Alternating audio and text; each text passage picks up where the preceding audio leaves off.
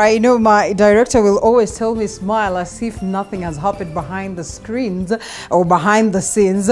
I hope that you had a great night. Welcome on board. It's good to have you after a very long time, and I hope that you've been keeping well. My name is Linda Alela. This is Morning Cafe right here on TV47. As always, you know how we do it, and we should be saying asante to Munene as well as asante to Stanley for keeping the ball rolling and rolling proper. So welcome on board. I know there's so much that is happening in the country, and we'll be looking at all these nitty-gritty details later on the broadcast as we loop in the gentleman that will help me decipher on this. But before then, always we take a look at the newspapers just to keep you up to tabs as to what is happening in the world of news. Definitely, you need to wake up to understanding what it is that is there. So much, of course, as to politics and the current affairs, and we'll be trying to decipher that right here in the country and across the board. As always, it's good to have you interact with us. The hashtag is Morning Cafe at Linda_Alela TV47KE. Let's keep that smile as we look at how the Wednesday has to go. And we have the dailies, the Daily Nation, the People Daily, as well as the Standard newspaper. That's what we'll be looking at this morning. And I welcome you once again to be part and parcel of the conversation. And then later on, loop in our guests. And remember, it's Wednesday, and you know very well when it's Wednesday, we want to teach you how to prepare something simple, you know, at the comfort of your home. Most importantly, to just get your husband loving you more, and definitely your kids. But as well, it is that important aspect of understanding some of the basic meals that you can prepare at your home with the most basic of ingredients. And therefore, on Tasty Wednesday this morning, we'll also be hitting the kitchen to understand some more. And we always want to make that meal of the day a surprise. So hang in here up until 9:30. You'll definitely love the show. And so the Daily Nation this morning, as well as the Standard newspaper, what do they speak of? Mr. Director, if we could have that up. The Daily Nation. Yes, and a man who owes Kenya 40 billion. Stranger than fiction, tale of how former Youth for KANU chairperson obtained loans. This on a special report that has been captured on the Daily Nation. And we're talking about the year 1993. Cyrus Jirongo was one of the most powerful people in the country, and he went to Post Bank Credit at a state-owned lender and borrowed a whopping about 2.7 billion shillings, equivalent to Kenya's budget deficit at the time, and using the parcels of land as collateral. The loans, which have since ballooned more than 15 times, remain unpaid, and the government might just have been played. This is quite interesting, and today we are speaking of a man who's been declared bankrupt at some point, and questions linger as to what really these monies were used for and what informed this openness of him being able to access such loans, and why it had to get to this point. They have not been paid, and really it's not been a rosy affair for Cyrus Jirongo. We're talking of money bags, we're talking of security, we're talking about the collapse of the Post Bank Credit, and we are talking about 40 billion shillings. The default loans have ballooned to this very amount. And so it's an interesting story that you know, speaks volumes as to the question of graft and how powerful just that team of young tax really was during the Moi times, and what this would mean for, you know, an entity or for a country that really looked forward to grow and become bigger and better. Could some of these crafty acts have been, you know, the reason why we are in this very tough times today? A conversation that we'll be having alongside the gentleman that we'll be having this morning as well. We do not forget to speak of the other stories that have been captured on the papers. Security shakeups as crime soars, and yes, cases of crime have been reported in the country, and we ask ourselves, and especially in the city that is in Nairobi, we ask ourselves just what could be informing this. It's brought aboard a lot of conversation, perhaps others arguing that this was occasioned by the disbandment of the special security unit that was, of course, squashed by the current government. Others saying that there's so much that really needs to be looked into the question of crime and security in the city and in the country at large. And of course, the welfare of police officers could as well soon improve as the government steps up efforts to reverse the wave of crime in the country, even as authorities deny that low morale amongst junior officers is fueling the spike of insecurity. And so we'll be looking at this again as it has been captured on page 12, or better yet expounded further on page 12 from the front page. And of course, just getting to understand what this government needs to do to make sure that such is addressed. Elections, and we're looking at the IEBC 4, and we have 4 petitioners for the removal, or 4 petitions that have been presented for the removal of these 4. And of course, they have been presented to the National Assembly seeking the removal of 4 IEBC commissioners who disowned the August 9th presidential elections results, saying the final phase of vote verification was opaque. This as captured on page 4. And the argument of those of the Azimio One Kenya Alliance are saying that this is witch hunt, and it, of course, their position as the commissioners should not necessitate this debate that is ongoing, while on the other side they say it would be necessary to have them out of this. Remember also, the term of Chebukati comes to an end, and therefore perhaps it will be a whole overhaul of the IEBC, and we seek to see whether this then will be a success or not. That has been captured right there. We'll be looking at it as well, getting the views of the gentlemen that we have on set and your views on this. Other side is not all good, as the court has halted the vetting of Ruto's PS nominees.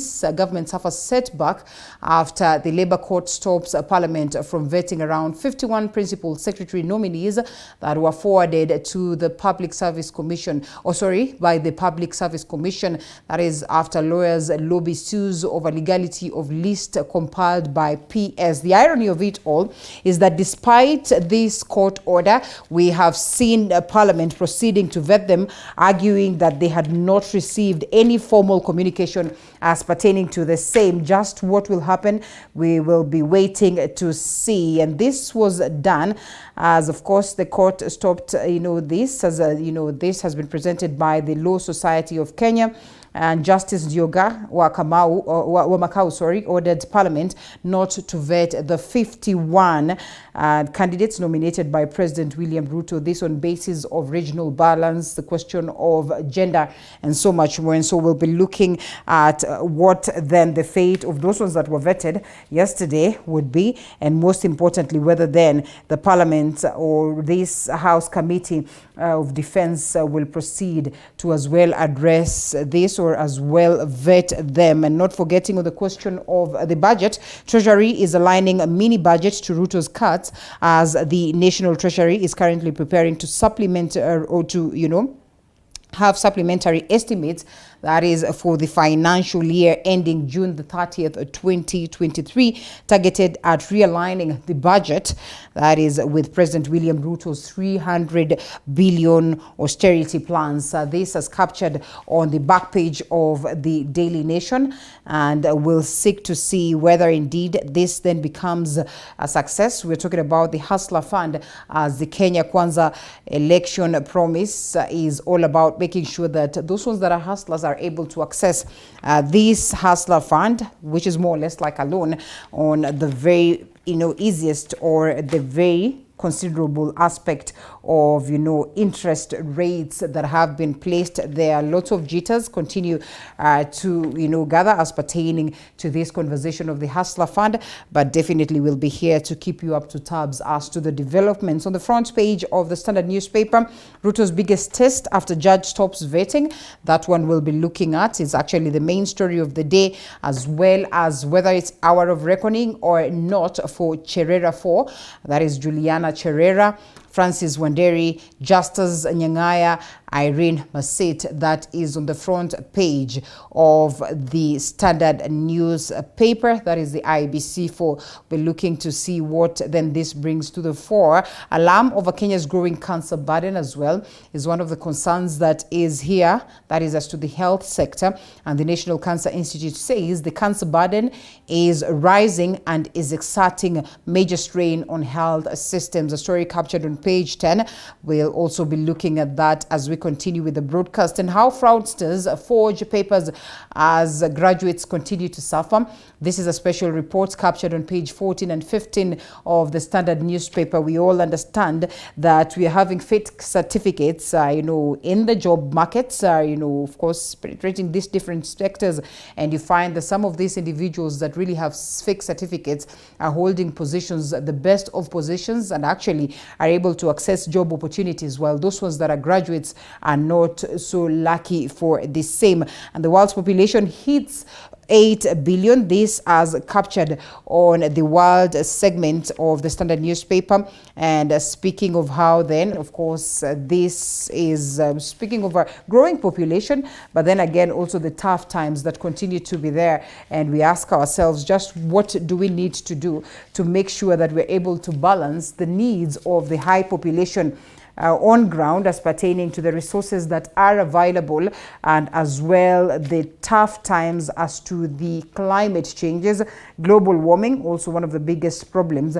And this population has, of course, been one of the cases that has been attributed to the tough climatic conditions that we see today. And so as the world population hits 8 billion, this as India set to overtake China as well. We're seeing Africa not having it very easy. And to some extent, there are some countries that really have been going so huge on the question of population control to make sure that they're able to manage this. And from it, we have a story. Members of Parliament query Spire Bank sale to equity. A story captured on page 24 that is in the world of business on the Standard newspaper. And also so much is happening in the world of business. New Nairobi server to boost internet access. We have also seen what the ICT sector is doing hugely to make sure that, we have a city, or better yet, a country that is tech savvy, and also is able to match up to what the global fraternity is doing. The Internet Corporation of Assigned Names and Numbers has launched the first managed route server on the continent, that is in Nairobi, in a move expected to reduce the cost, speed, and security of internet access for users in Africa. We also understand that the ICT sector also launched these essence of having, spots that are free Wi-Fi spots across the different parts of the city, as we continue to brace ourselves with the technological changes that are, of course, happening in the world. MPs want Spire Bank sale deal to equity cancelled over flows. That as well is one of the things that is being conversed around the world of business, and so much more. Those are the key stories. We have the People Daily. Mr. Director, okay, well, I am told that we do not have for now, but then, of course, we have it here on soft copy. All right, we have it. Good. Members of Parliament to probe Cherera 4, and we'll be looking to see what plays out as to this, as the petition was filed, and 4 petitions have been filed as pertaining to the same, and so they call them the Rebel Electoral Commissioners, who describe presidential election results as opaque, are in Parliament's crosshairs after members of Parliament received 5 petitions seeking removal of the bosses who disowned Chebukati 5-4, and we'll be clarifying that as we continue. And once the committee tables the report, then the House will have about 10 days to decide whether or not the petitions contain valid grounds for removal of the commissioners, and we'll be looking at that as we continue with the broadcast. Cancer kills about 72 patients a day. That is quite unfortunate a report, and as we have said, and also as captured on one of the papers this morning as well, you realize that the cases of cancer are on the top, and we just need to understand how best as a country we're able to tame some of these tough ramifications that come along with that. This, as President Uhuru Kenyatta raises Kenya's profile as regional peacemaker. And this also was articulated pretty much hugely when they were talking about his exit and the fact that he was too young to exit the political scene. It was almost evident, his allies saying that he will try to penetrate the African continent and, you know, speak the political or the politics of the continent. And true to it, we have seen this from the very first conversation of the Ethiopian, you know, peaceful aspect or peace conversations that appear to, you know, be yielding some fruits. And as well, teachers must work near home. It is interesting to watch this upon this aspect of delocalization, and NAT demands the transfer policy known as delocalization be abolished and blaming it for poor performance of its members. We'll be looking at that as we continue. And also the very last story that has been captured on the People Daily. CEOs see grim future as low returns in 2023. Bosses plan to lay off workers, freeze new hirings as they prepare for recession. This is a story captured on the front page, expounded on page 14 of the People Daily. We briefly take a look at what the team has prepared. And Microsoft founder and renowned American business person Bill Gates has urged nurses and other medical practitioners to do their duties passionately in order to save more lives. Accompanied by a delegation from Bill and Melinda Gates Foundation, they visited a mother and child hospital in Wote town, where they assessed the delivery of healthcare during the pandemic using the digitalized system to address ongoing threats like HIV, TB, and malaria. Gates also visited farmers who have adapted digital ways of farming in Malivuni and held talks with university students on how to adapt and utilize technology to ensure food security in the country. We want to see whether we can replicate what is happening here in other countries. They are looking at mass production so that then they can help the countries as a whole. So this is just a benchmarking visit. One of our biggest challenges is herbicides and dealing with the fruit fly, and we are looking into a solution of organic farming, whereby the fruit fly can be controlled without herbicides. That is what is marketing and is being looked for largely in the world. Inaweza nikafanya painting yake na nije nimpe kama present. So nilijua tu ataichukua na nilikuwa na ngoje hiyo, yani kuna akichukua vile atasikia akiona. So nilikuwa na anticipate hiyo sana. Now, a Form 3 student in Baringo South continues to defy the odds of poverty and hopelessness by earning a living and changing the lives of his parents who have long been living in poverty. And through his melodic voice, he has continued to be a darling of many. Collins Lusweti with that.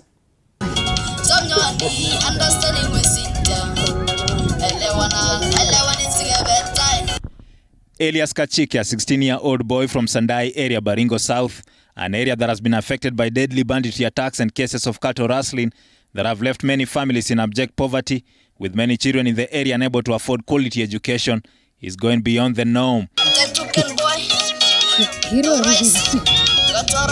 Elias was no exception to conditions surrounding him, and when he was required to start his secondary education, his parents had no single coin to take him to school. You know, when we enrolled him in Form 1, even the first day he reported, he did not pay full fees.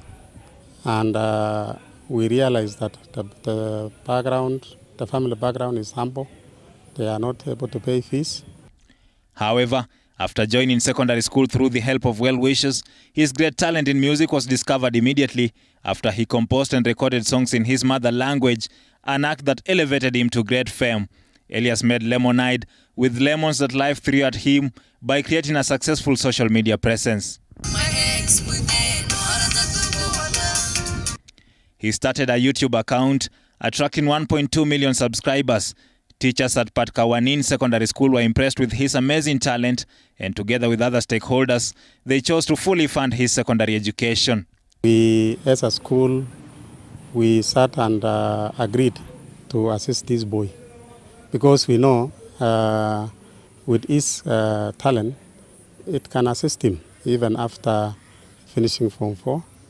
The Form 3 student has also attracted interest from various companies advertising different products through him, earning him money that has enabled him to be of great assistance to his parents who had been locked in poverty. Through the earnings, he's also paying school fees for his siblings. Mba kwangu imenisaidia kwanza si hata masomo ila imenisaidia mimi mwenyewe. Imenitoa kwa mahali nilikuwa mpaka mahali nipo sasa. Imenisaidia mimi mwenyewe pia na masomo. Kama si hiyo uimbaji yangu singetambulika kwa shule hadi nipewe free education. Lina Kibon, the mother, says she found it hard to allow her son to venture into music, fearing for his school performance, but she changed her mind after realizing the gifted boy was turning out to be a blessing in the family and community. Father Joseph Solit says life has improved tremendously, with life getting better. Nimesaidia mimi kwa maana hata yeye nimejaribu yeye kuimba alafu nimesaidia. Kwa hivyo hakuna kitu na kusomesa sana.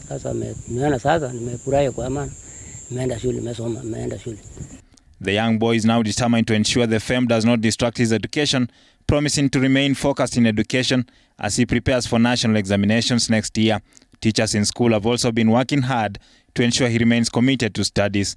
They, however, want parents to fully support their children's talents, saying the new curriculum provides a framework to nurture talents.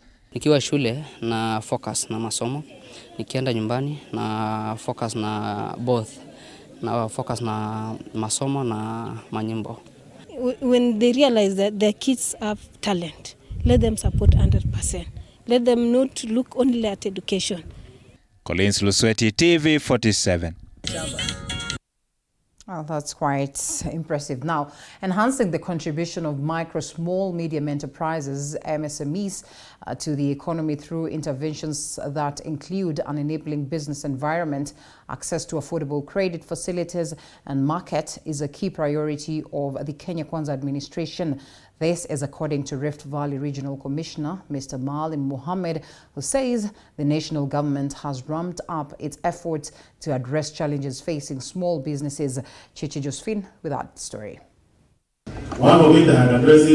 Speaking in Nakuru during the launch of public participation for National Treasury's proposed Hustlers Fund, Maalim underscored the importance of micro businesses to the country's economic development and job creation as stated in the Vision 2030. Majority of Kenyan citizens work in the informal economy encompassing micro, small and medium enterprises, that is, those are SMEs, with limited access to credit leading to relatively low adoption of innovative technologies and the management practices that account for their diverse needs. Regional Commissioner noted that through the Hustler Fund, the national government was creating greater access to finance that will improve the survival of micro businesses and help them move up their value chain. Tujipange kwa sababu ni teknolojia, hakuna ile bureaucracy mingi ambayo huwa mnapitia. Ukiwa na simu yako, basi utapata ujumbe na unafanya application yako. You can either do it individually, na nasikia hiyo ndio itakuwa inaanza, alafu baadaye tutaenda kwa ile chama na mambo mengine. In Meru County, a task force to review the Hustler Fund process has taken views from the stakeholders with the intention of improving the fund's plan. MSMEs have been negatively impacted by COVID-19 pandemic, out of which approximately 25% of them were severely affected and therefore require interventions to enable them build back their production and operations. This is a revolving fund. In my own interpretation, I can call it a merry-go-round. Upatie mwingine, ukipatiwa na upatie mwingine with a minimal interest. Small business holders say the promise of 50 billion shillings every year to jack up small businesses should be improved, while urging for the removal of interest charges on people with disabilities. He promised to create a hustler fund that he will be putting 50 billion every year to build the fund. So I am surprised again that this has gone down to 50 billion as a maximum. In Kisumu County, over 400 delegates from Kisumu, Busia, Vihiga, Bungoma and Kakamega counties gave their views, with the acting Busia County Commissioner Kipchumba Ruto saying the delegates have raised concerns about how the hustler fund should be protected and ensure it reaches the targeted people. Na hii asina watu wamefurahia kwa sababu itakuja kusaidisha wale ambao wako chini kabisa kimaendeleo ndio wapate kujimudu kimaisha. Titi Josephine, TV 47. Now, ahead of the National Cancer Summit scheduled for February 2022, the Ministry, that is 2023, the Ministry of Health, the National Cancer Institute and other stakeholders Tuesday held a curtain raiser ahead of the event, with the high cost of cancer care and treatment taking center stage. And as Elizabeth Atieno now reports, the government, through the National Cancer Institute and the Ministry of Health, now says that it has made remarkable progress in the fight against cancer over the last 5 years. 47,000 people in Kenya are diagnosed with cancer every year, with 27,000 losing their lives in the same period. And every single day when the sun rises and sets, 73 lives are lost as a result of different types of cancer, ranging from breast, prostate, cervical, and cancer of the esophagus. I just lost my dad 2011. 2013, my brother is brought to Kenyatta National Hospital, being told that he has cancer stage 1 of the anal. And we didn't know about that because I'm not a medical person. So you're there, you know, taking care of him. He was there waiting for... A situation which distraught cancer survivors and caregivers say would be avoided if only the patients would have access to timely and affordable treatment. Behind each life is suffering. Behind each life is socioeconomic challenges, is mental health challenges to the family, it is financial bankruptcy. So behind each of these lives there's a whole set of things behind. And that's why our counterpart from the Council of Governors is saying this is a multi-sectoral issue. So for us, one of the biggest things that concerns us is 2 out of every patient who are diagnosed die in the year of diagnosis. This is because majority of them are diagnosed at a late stage. The high cost of cancer treatment is not only a burden to the patients but also to the government through the National Health Insurance Fund, which spends over 3.8 billion Kenya shillings for cancer treatment in every financial year. Even with those benefits, when you look on average how much we pay for a cancer patient, it's close to about 1.5, 1.6 million when you look at those packages. And although the National Health Insurance Fund has eased some of the financial burden incurred by cancer patients, caregivers say they are forced to shift to their patients from one hospital to another to get the needed treatment, especially in outpatient care. This issue of telling people after 3 months you have to keep on changing hospital. Most of the time I'm in Nairobi, I'm in Mombasa, I'm in Kisumu, I'm running all over this country. If, for example, I fall sick in Nairobi and my hospital is in Kisumu, I've written there that it's Kisumu which is taking care of me. How am I supposed to be treated? You only have to choose a facility for outpatient care. For inpatient care, you can be admitted to any of the hospitals, any of the over 8,000 hospitals we have on our panel. So you realize, even maybe as I talk, there's a lot of information that has not percolated to the last mile. NHIF has reiterated that it will cater for all cancer patients, especially those who lack the financial muscle. This coming amidst numerous complaints that the National Social Insurance, designed to give universal care, only prioritizes civil servants in its benefits package for cancer treatment. The main purpose, as we talk about, UHC, the main purpose is to be there especially for those who would not have been able to afford. And as you know, the definition of UHC, care that you need without suffering, financial hardship. So that is the purpose. All those people, 47,000 unique individuals last year that NHIF helped. And we're not talking about the enhanced schemes because those have been paid for by their employer. Ordinarily would not have been able to afford that. And as Kenya prepares to host the National Cancer Summit slated for February next year, which seeks to take stock of Kenya's cancer response over the last 10 years, The government and key stakeholders have acknowledged the remarkable progress made in cancer treatment and prevention in Kenya over the last 5 years, despite existing challenges like the high cost of treatment and late diagnosis.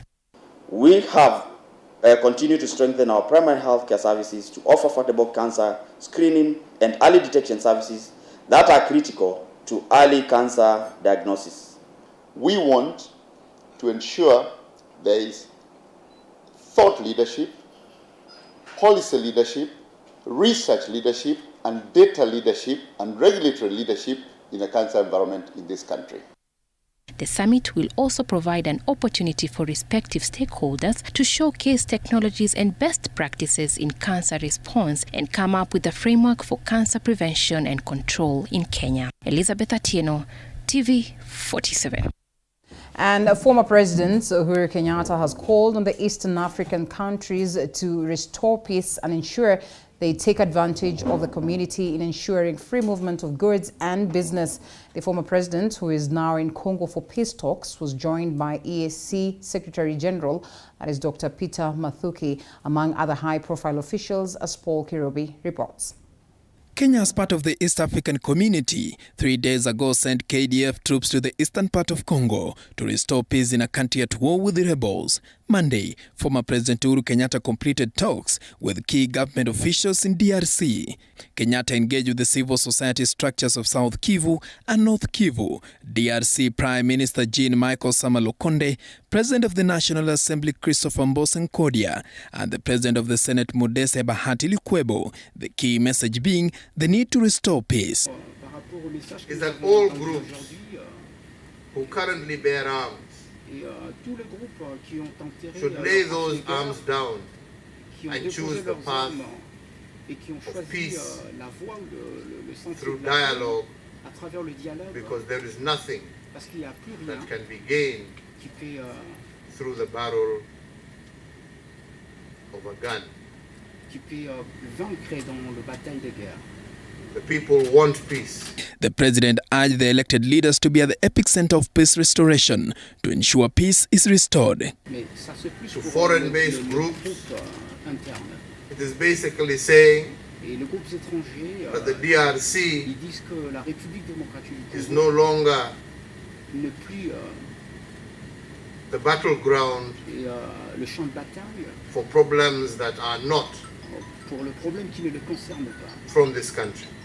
Kenya is preparing to hold a peace meeting in November 21st to hold crucial talks aimed at diffusing the Eastern DRC crisis. The meetings are being held against the backdrop of an intense war between the M23 rebels and the armed forces of the Democratic Republic of Congo in North Kivu. The Kenya Defense Forces troops were deployed to fight M23 rebels in the DRC in a joint regional operation. Paul Kirobi, TV 47.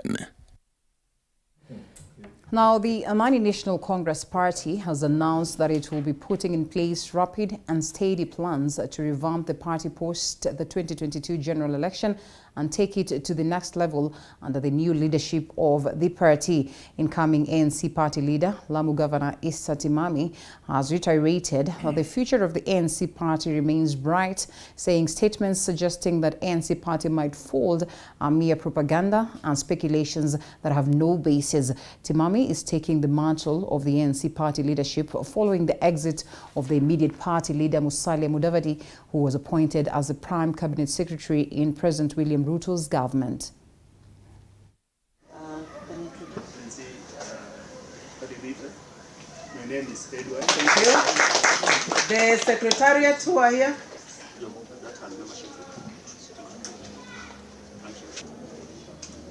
Oh, good morning. Oh, good afternoon. Good afternoon. Of the elections, this what we found out answers even in the FCC is finances. We do not. We need to appoint a new clerk to the. If we want to be successful, we have to start planning, and that planning has to start now, not tomorrow, but now. I believe the energy, the faith, the devotion which we will bring as the leadership of ANC to this endeavor will light our party and all those who serve it. Therefore, I'm also of the view that the future doesn't belong to the faint-hearted, it belongs to the brave. And I believe all of us here are brave. That the political space and the political market will be more friendly and fertile for ANC to thrive. Because now we have one government, our immediate former party leader is a prime cabinet secretary, so we can only hope that things will become bigger and better. Tumekuwa katika uchaguzi ambao tulilumbana na serikali ambayo ilikuwa haitaki Mheshimiwa Musalia na Mheshimiwa Wetangula na hata wewe Mema. Nakumbuka na ninaelewa na ninajua ulipitia mengi kule Lamu kama vile viongozi wengine walipitia ndani ya Amani National Congress. Kwa hivyo kwa wale walipoteza ndani ya Amani National Congress, tunawapa moyo, ni kwamba mliwekewa kifua kikubwa, lakini ninaamini majaliwa Mwenyezi Mungu siku za usoni tutafaulu na tutafanya vyema. Now, as Kenyans eagerly await for the interim report from the Presidential Working Party on education reforms on the competency-based curriculum this week, one of the issues they want addressed urgently is the transition of grade 6 learners to grade 7, with many recommending that they would want grade 7 to be domiciled in primary school. Sharon Baranga with more. So that our students can be able to... For close to 1 month, Kenyans have had an opportunity to air their views on the competency-based curriculum to the Presidential Working Party on education reforms. One of the issues concerning CBC that has been a nightmare for many is transition of grade 6 learners to grade 7. A number of Kenyans argued that grade 6 learners were still too young to be enrolled in secondary schools. And aside from that, the infrastructure in most secondary schools cannot accommodate a double intake of grade 7 and Form 1 learners. I'm in grade 6. And you have said you'd like to remain in primary school for grade 7? Yes. Watoto bado wakichukuliwa pelekwa shule wanaweza kuwa na dharau. Vile tumesikia kuna ile inakuwa initiation, unapata mtoto tena umempeleka anaenda tena kucheza na watu wazima pale watu walijoin shule kitambo. So hiyo inaweza kuwa bado inaleta heshima ndogo shule. As Kenya Secondary School Heads Association, we are proposing that since the government had used some money to put up classes in secondary school and the parents are still continuing improving the infrastructure, we would pray that primary education be extended with 1 year.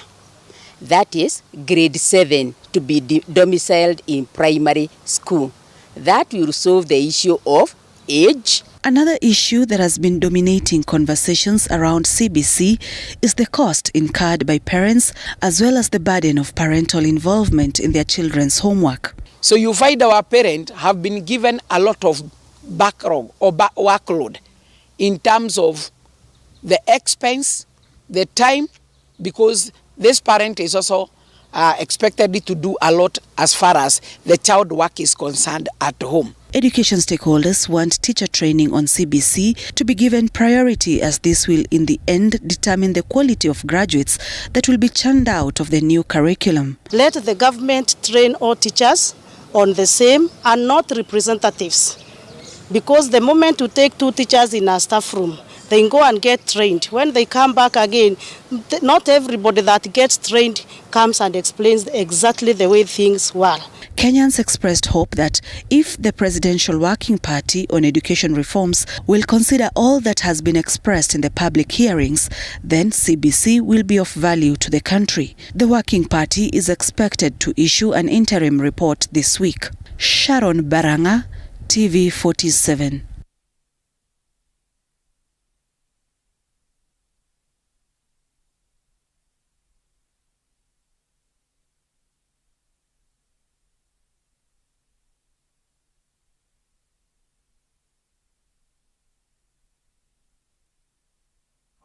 A section of members insist that this is not the right time to call for such amendments because of a struggling economy. The conversation to amend the 2010 constitution to allow the creation of more counties is gaining momentum, with 2 members of parliament presenting proposals to create the extra counties. According to Bomachoge MP Alpha Miruka, the constitution needs to be amended to allow 1 more county, namely Gucha, which will see Kisii split into 2. If you remember very well, Ijara, it was in the first national plan of 1967 to 1972. That is when it was identified as a district. Basically because during the NFD period, Ijara County or Ijara Sub-County or Ijara District, it was the amongst the district that said no to join Somalia. We stood firm. We said we want to be part of Kenya, and we stood firm. After that, in 2000, amongst the 4 districts that was created in northern Kenya, Ijara was part of it. His proposal comes days after another one by Kuria East MP Kitayama Marwa, suggesting additional more 5 counties of Kuria, Teso, Mount Elgon, East Pokot and Mwingi. The bill, which has been drafted by Kitayama, enjoys the support of significant number of MPs across the political divide. Mambo nyeti kwa watu wengi. Sisi wenyewe tumeamua kwamba bila kujitetea sisi wenyewe hakuna tai tuangalia. Kwa sababu ugavi wa rasilimali, ugavi wa mamlaka na mambo yote ambayo yanahusiana na ugatuzi, bila sisi kuyasukuma sisi wenyewe hakuna mtu mwingine ambaye atafanya kazi hiyo. Na kwa sababu hatutaki kuendelea kubaki omba kwenye makaunti ambaye gatuzi constitution lituweka, tunahitaji kwamba tukatafute njia tofauti ambayo inatuwezesha sisi kuwa katika katiba. Pendekezo lolote ambalo litakuja kuhusu kuongezeka kwa kaunti, mimi naomba niliunge mkono, ila tu pia tuwe ndani katika ugavi wa counties. However, the proposals by members have continued to elicit mixed reactions, with Public Accounts Committee Chair John Badi and Senate Majority Whip Senator Boni Halwale insisting that counties should be merged and reduced to about 10 to 15 following poor state of economy. We are soon going to get back to the way we were creating districts if we are not careful with counties. A county must be self-sustaining. A county should be a unit that can make sense. You cannot have a county called Kuria, it is too small. You cannot have a county called Subalon, it is too small. You cannot have the so-called Gucha. Even the 47 counties we have today is a joke. We should have fewer counties, if you ask me. 7 federal states to serve a country of 10 million people. But the United States has 52 federal states to serve 380 million people. So you can see how much we do not need these too many devolved units. Na wakazi wa Nambale wamepinga, na kama ni kuunda kaunti mpya, sisi tunaunga hilo jambo mkono. Lakini wasikuje kuguza ile mpaka ya kitambo. If the proposal by either of the members is passed by Parliament, then a task force will be formed to look into the matter. Proposal to amend constitution either to increase or reduce counties has been presented before in the previous parliaments. On whether the proposal by 2 members is going to see the light of the day is a matter of wait and see. Elizabeth Mutuko, TV47, Palm Beach, Nairobi. All right, President William Ruto chaired a meeting convened just moments after the Employment and Labor Relations Court halted the vetting of principal secretaries' nominees by Parliament following a case filed by the Law Society of Kenya citing the nominations as lacking a true representation of Kenya. Now, the meeting also comes in the wake of rising cases of insecurity in the country, such as robbery and banditry attacks. All cabinet secretaries attended the meeting.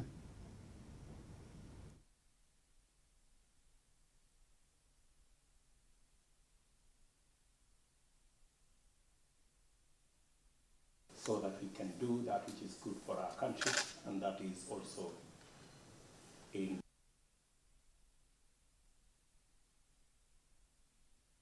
cabinet in 2022.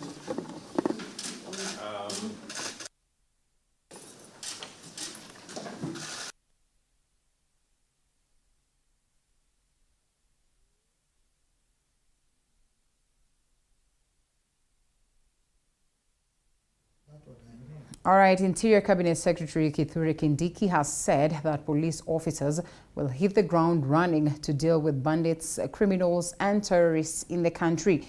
This is following the spike in criminal activities in Nairobi County, as Flora Lemuki details.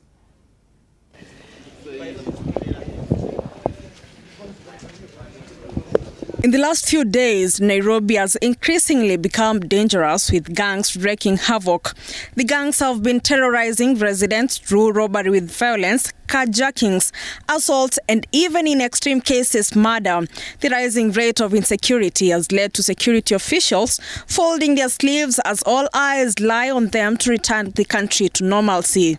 I want to assure the people of Nairobi, we will make Nairobi safe.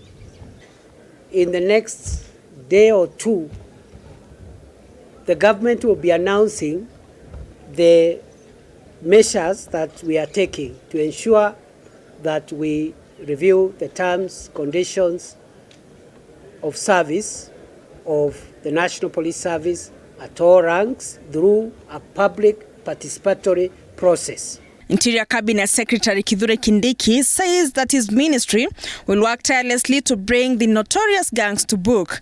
Kindiki has also given the culprits an ultimatum to surrender their weapons, even as security officials embark on a nationwide crackdown to reduce the crime rate. You can neutralize criminals and you don't get the arms. So we are asking those who want to surrender arms to the IG is saying just surrender and disappear. And the Interior CS has also warned police officers from politicizing the war against crime, further reiterating that the new administration will give the police force the space to exercise their mandate. But we will not allow any attempt to try and ask the police to perform political functions, including political functions of the governing party. At the same time, Kindiki has refuted claims that police are on a ghost law. This even as 8 police officers from the disbanded Special Service Unit SSU remain in remand as investigations surrounding the disappearance of 2 Indians who were kidnapped in July continue. The police are a disciplined force. They don't strike, they don't picket, and they don't go slow. Meanwhile, Baringo County Police Commander Adamson Bungei has been named as the new Nairobi Police Chief in changes announced by Inspector General Police Japhet Kome. Flora Lemuki, TV47. Now, the Employment and Labor Relations Court has stopped Parliament from vetting 51 principal secretaries appointed by President William Ruto until a case filed by the Law Society of Kenya is heard and determined. LSK has disputed the list for failing to factor in regional and tribal balance, as well as failing to meet provisions of the 2/3 gender principle. Despite the order, members of Parliament, in a show of defiance, went on with the vetting in 12 House committees. Apollo Kamau reports. Thank you, Chair. In what could prove to be a litmus test, putting Parliament and the judiciary on a collision course, the Employment and Labor Relations Court dealt Parliament a blow in the ongoing vetting of 51 principal secretaries after issuing a conservatory order stopping the vetting of President William Ruto's nominees until a case challenging the PS's appointment is heard on Monday next week. But in a show of defiance, MPs sitting in 12 House departmental committees went on with the vetting, saying Parliament has not been served. The court has barred the process of nomination for appointment of the first and to 51 principal secretaries. Where did you get that information from? Of course, no, I wouldn't engage. I wouldn't go that direction. It's unless it is brought to the attention of the House, I will proceed.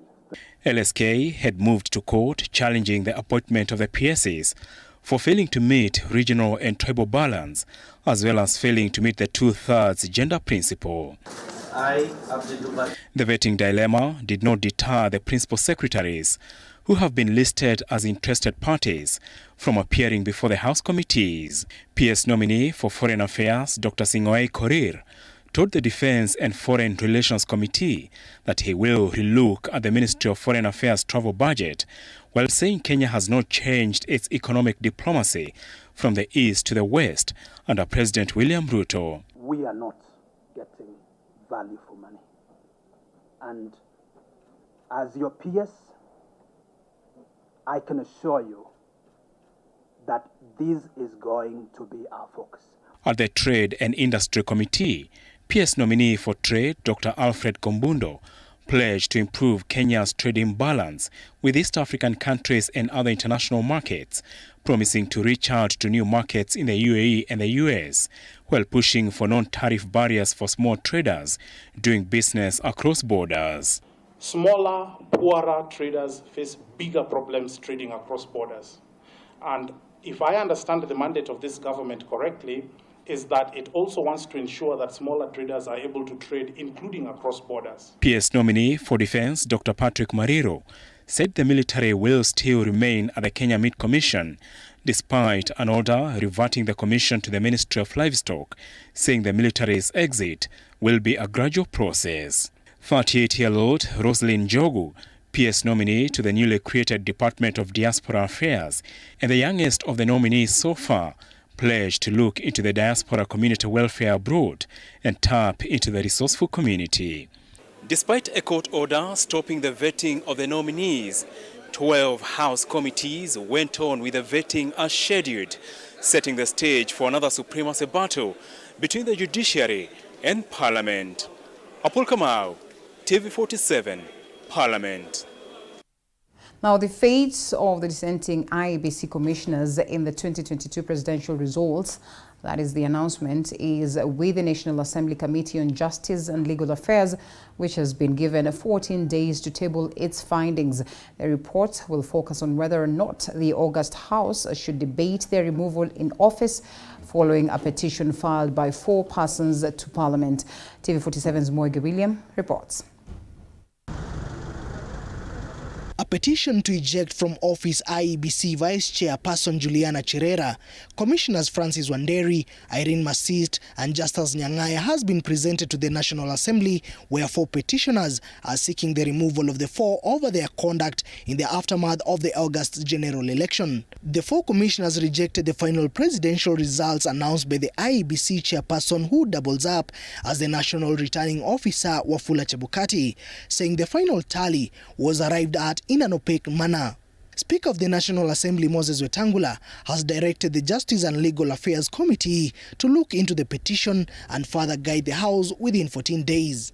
The committee has 14 days within which to submit a report to the House as required under paragraph 4 of Standing Order 230. The petition has already divided the House into 2, with Kenya Kwanza and Azimio la Umoja locking horns on whether the legislators should discuss the matter. So this House will be contravening its own rules and indeed the law generally by entertaining a petition that is touching on issues that are actively before court. Allow the committee to consider that petition, and I think it's just the first stage in such a process when you're dealing with constitutional commissions.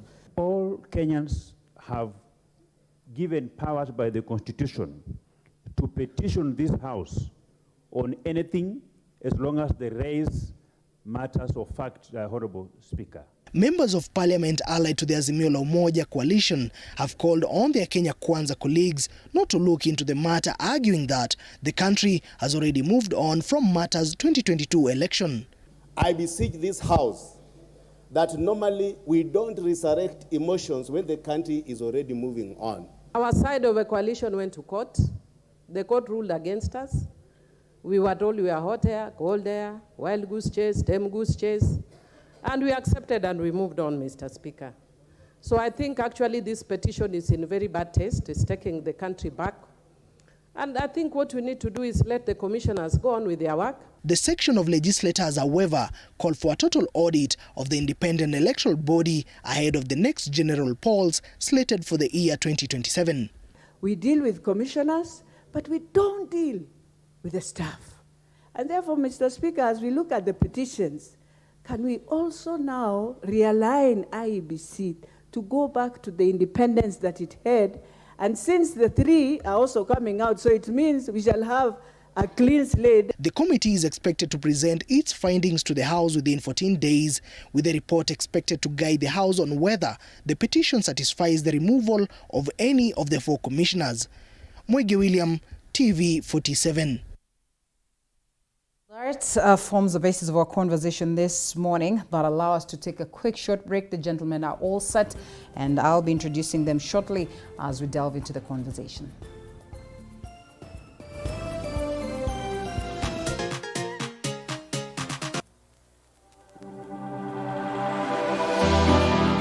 How well do you know what's happening around you? Morning Cafe with heated political debates. Baraza la Siasa. Hiyo kitu azungumzie, angalie hali ya maisha ya watu. Informative health discussions. Business, farming. Tasty Wednesday, Fitness Thursday, and Feel Good Friday with amazing DJs, celebs, waimbaji, kuna comedians, alafu kuna wajinga, and music bands every Monday to Friday from 6 a.m. to 9 a.m.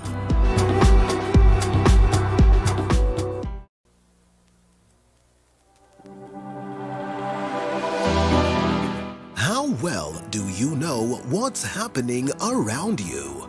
Morning Cafe with heated political debates. Baraza la Siasa. Hiyo kitu azungumzie, angalie hali ya maisha ya watu. Informative health discussions. Business, farming. Tasty Wednesday, Fitness Thursday, and Feel Good Friday with amazing DJs, celebs, waimbaji, kuna comedians, alafu kuna wajinga, and music bands every Monday to Friday from 6 a.m. to 9 a.m.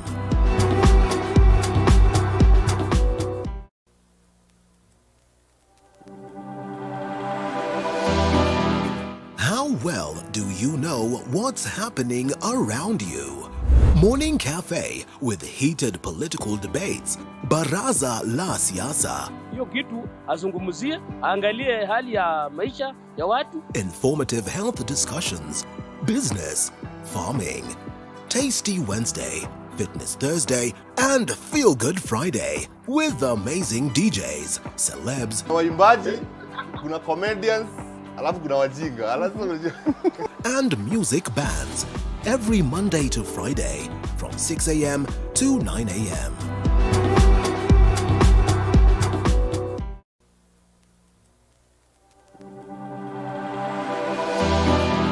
How well do you know what's happening around you?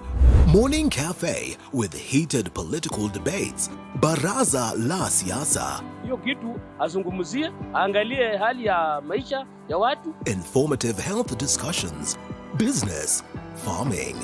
Tasty Wednesday, Fitness Thursday, and Feel Good Friday with amazing DJs, celebs, waimbaji, kuna comedians, alafu kuna wajinga, and music bands every Monday to Friday from 6 a.m. to 9 a.m.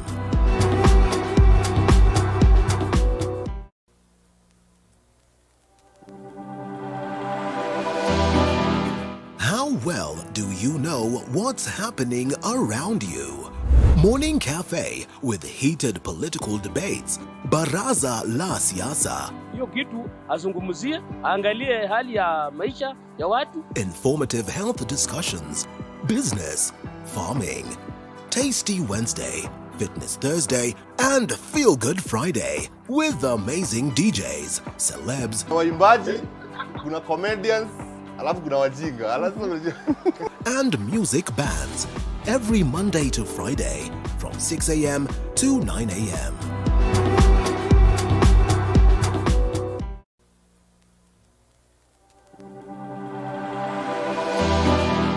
How well do you know what's happening around you? Morning Cafe with heated political debates. Baraza la Siasa. Hiyo kitu azungumzie, angalie hali ya maisha ya watu. Informative health discussions. Business, farming. Old stories.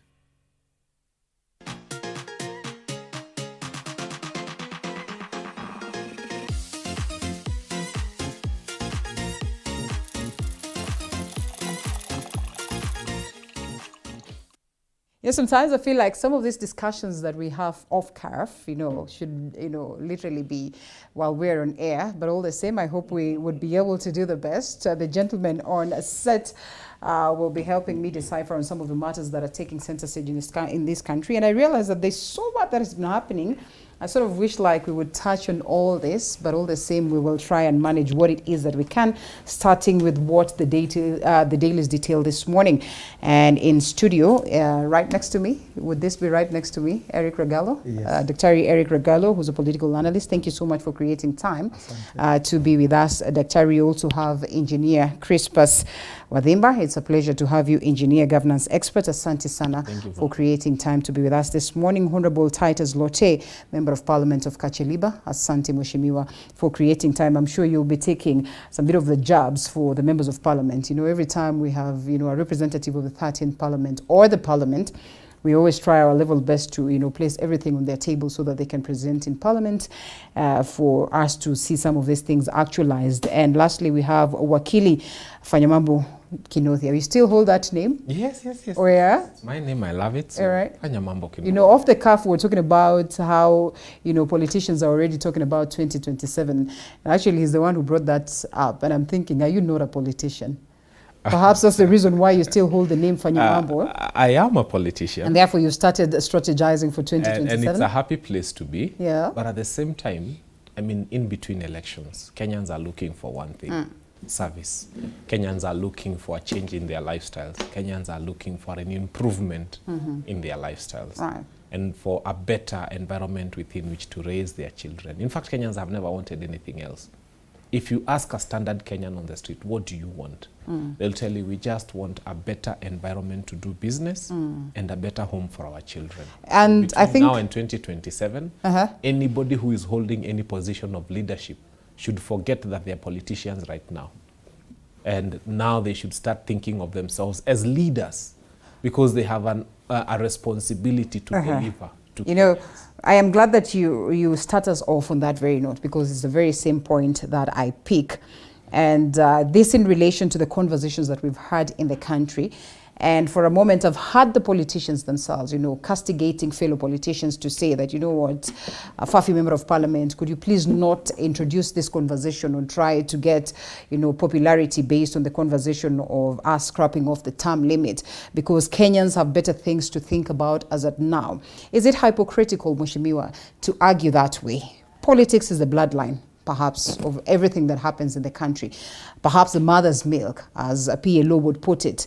And then we speak of politicians shelving these talks of politics for them to prioritize the issues at hand. Can we genuinely function that way? Yeah. I think politicians, we've actually been criminalized for talking about the next election. But I also think it is a good thing because politics is all about what you deliver to your people. So if you are a politician and you're not thinking about the next election, it basically means that you're not delivering anything to your people. So by the fact that you're thinking about the next election basically means you're trying to do what you said you want to do so that people can elect you. So for me, I think the fact that people are looking at politicians as though their work is only to do elections is wrong. It is important that we think about the next election and we need to look at how are we going to walk into the next election. Immediately our conscience dies of having to win in the next election basically means we are also not going to deliver anything to Kenyans. And like he said, Kenyans are actually looking for opportunities to be able to have a better family and a better opportunities to make business. Yeah. All right, and perhaps just to repeat this very same question, that, we can shelve all this other talk of politics, shelve all these other things that are aligned to politics and look at the priorities. And the very same priorities as well are being driven by the political activities in the country. Is it not hypocritical to argue that we can stop talking about, perhaps amendment of the Constitution, stop talking about changing of the IEBC, stop talking about, what's not, and focus much on the fact that Kenyans really need food on their table, address that, and overlook all these other things that pertain to politics? It's be very hypocritical of Kenyans to assume that these creatures we elect into office, politicians, will change into become leaders, leaders are found in any space. They don't have to be elected. But these creatures we elect to parliament, they must survive. They must adapt to the environment. So they go there, they find a culture. They find a culture where politics is every day, betrayal is every day, backstabbing is every day. They forget. Is it that bad? It is. Because right now we are a country that is starving. Okay. Would you, of a rightful mind, accommodate some of the discussions we are having when people, young children are dying because of hunger? Masses of people are moving from Somalia to come to Kenya for food. We have places where people cannot be able to even find a meal in 2 or 3 days. So therefore, we need to start having this conversation. What kind of politicians are we electing? Are we electing people who can realize that this season is a season for leadership, then there is a season for politics, so that they can be able to provide the kind of direction that we need as a country? We cannot stop them from politicking because that is what they are, is inbred in them. But then also we need people who can stand above the kind of conditions we have and realize it is not in good taste, for example, to start discussing about term limits, allowances, and certain things. We need to realize today we have an economy that is struggling, we have climate change issues, we have drought. Can we deal on those issues? Then we are able to come together and work as a So everything else goes to a standstill for us to address these matters? Linda, can I tell you what Plato said? One of the penalties for refusing to participate in politics is that you end up being governed by your inferiors. Plato also said those who are too smart to engage in politics are punished by being governed by those who are dumber. So politics is food, politics is education, politics is good health. So did Moi say, siasa mbaya, maisha mbaya. So politics is what moves the world. What will it take for us to sanitize our politics? Play good politics. And talk politics every day. Ukienda kwa choo, fikiria politics. Ukikula lunch, kula politics. Anything you do, politics. Because if you do good politics, our world moves. If you do wrong politics, we go to Congo way. You understand? We divide our nation. We go to Somalia where we have 3 countries in one Somalia. Still remaining one Somalia, but it is governed by 3 presidents. So that is bad politics. So politics says what? Politics says take care of Turkana people, give them food. Politics says you have an environment, we are going to have hunger tomorrow. You are advised by now the people we call leaders. Leaders are the PSS, the others. They advise the political class. We are going to have hunger in 3 years. The political class looks at their reservoir. How is our reservoir? So Linda, it is foolish for us to raise fund to feed people in Kenya, while Kenya has food. Kenya does not have. Now that you mentioned that is bad politics. So politics is beautiful. Talk politics anytime. If you don't talk politics, then you're not going to get the best of what you want. You know, you speak of that, and it reminds me that we have a drive as TV47 to raise... I'm not going to give you anything. I'm not lying. It is just right at the corner. I'm here on TV to say the government is supposed to feed its people, give health to its people, educate its people. I'm not supposed to remove money to feed my brother. All right, we'll come to the structures. I'm not going to give you anything because that is a function of Ruto's government. And the Ruto's government will tell you we're just coming in. We do not even have the PSS. He was there in the Jubilee government. He was there. In the Jubilee government. Was he? They would say he wasn't. He was. Okay, we'll come back to that. And perhaps before we come to you, Wakili, will allow me to loop in Mheshimiwa. And I have hosted Gloria Oroba, Senator Gloria Oroba, alongside you, and I think alongside you. And Gloria appeared to be quite vibrant to address some of these matters that, you know, we see while we are on this other side.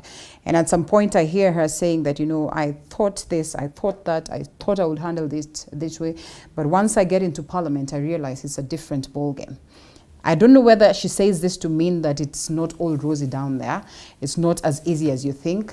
Perhaps to loop in what it is that Eric says. What will it take for us to sanitize our politics then so that we get all these other matters right?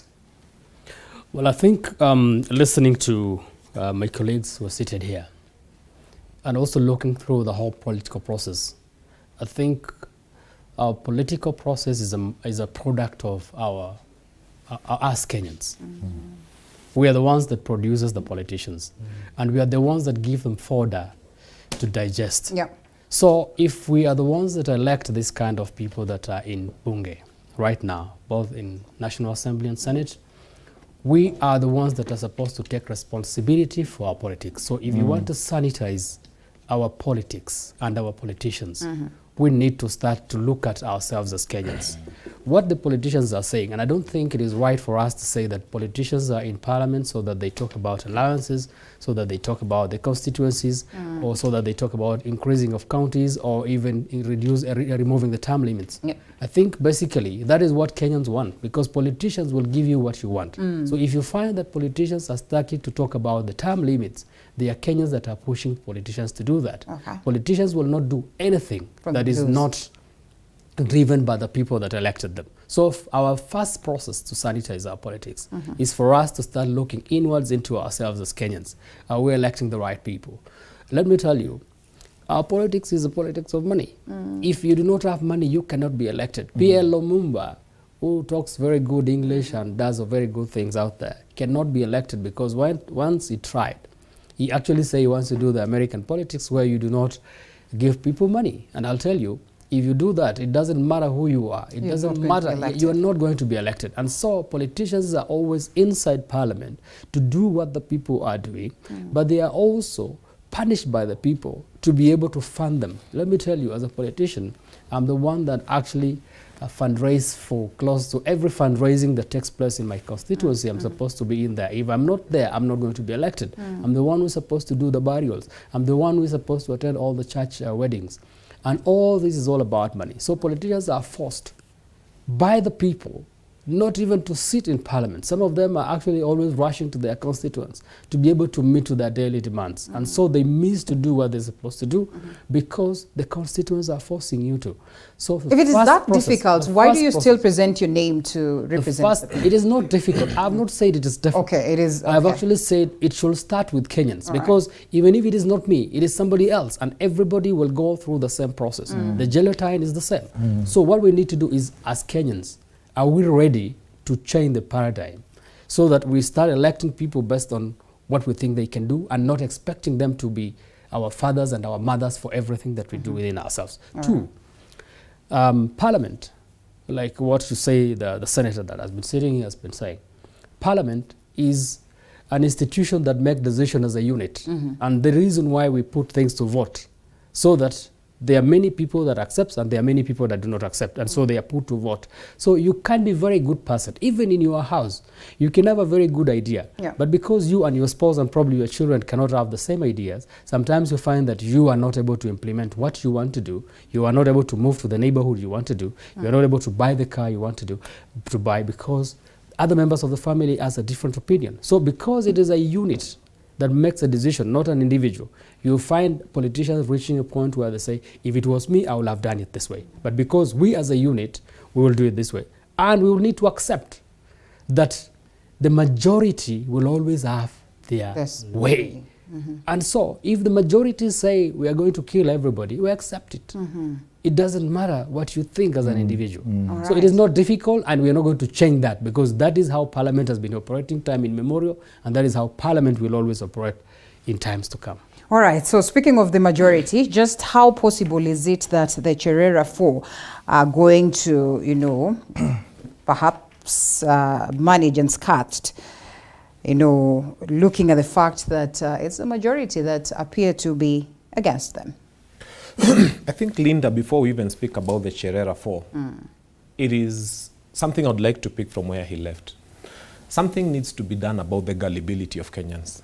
The very first Kenyans to buy, accept, and embrace the hustler narrative are the very first ones to show disillusionment with the same government today. In fact, the people who accepted the hustler narrative before everybody else are the very first ones today to complain about how the hustler nation is not serving their interests the way they thought it would serve.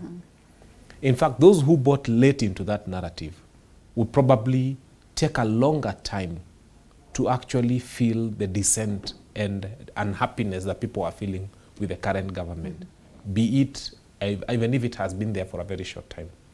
What I'm trying to say is that in as much as Kenyans are also voting, something needs to be done about the gullibility of Kenyans.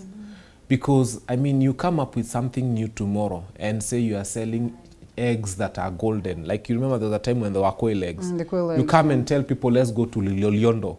You come and tell people, I mean, a politician can, and let me tell you, if Raila Amolo Odinga woke up tomorrow and started something as interesting as Mageuzi, like Orengo once did, I'm telling you, this country will start changing. And But are we that gullible politically? So yes, gullibility of Do you think Kenyans so? is quite something, and that is what is giving us the kind of leaders we have. And that's why people will leave PLO Lumumba and vote for Simon Mbogwa if they vie on the same ticket in the same constituency at the same time. What are you trying to insinuate? It has happened Simon before. It has happened. Okay, It did happen. They ran together, by the I way. think Simon Mbogwa is not good enough. No, I'm not saying he's not good enough, but I'm saying to the voter, he's better than. To the voter, He's better Simon than PLO. Mbogwa is better than PLO. No, PLO and so is many better. other examples, and so on and so forth. But yes, you asked about the chereras of IEBC. And I'm deeply saddened by politicians who are moving to parliament to try to fight what independent office holders did in the course of their work. It's like having a panel of judges giving a ruling, like the 2013 and the 2017. It was not a unanimous decision in 2017. There were dissenting opinions, okay? But you can't come and say, now that I have become president, you remember the revisit thing, that those who are dissenting will pay for having a dissenting voice. I think IEBC was the reason they are independent, and the reason there were 7 or 4 and 5 and not 2 or 1 is because the opinion of each of them mattered. Looking at how, allow me to ask this, Wakili, looking at how the Azimio side is sort of, coming in defense of the 4, are you not perhaps sort of convinced, or maybe... They're not coming in defense of the 4. They are coming in defense of the freedom of independent institutions. And therefore the allegations were that perhaps made by this people were...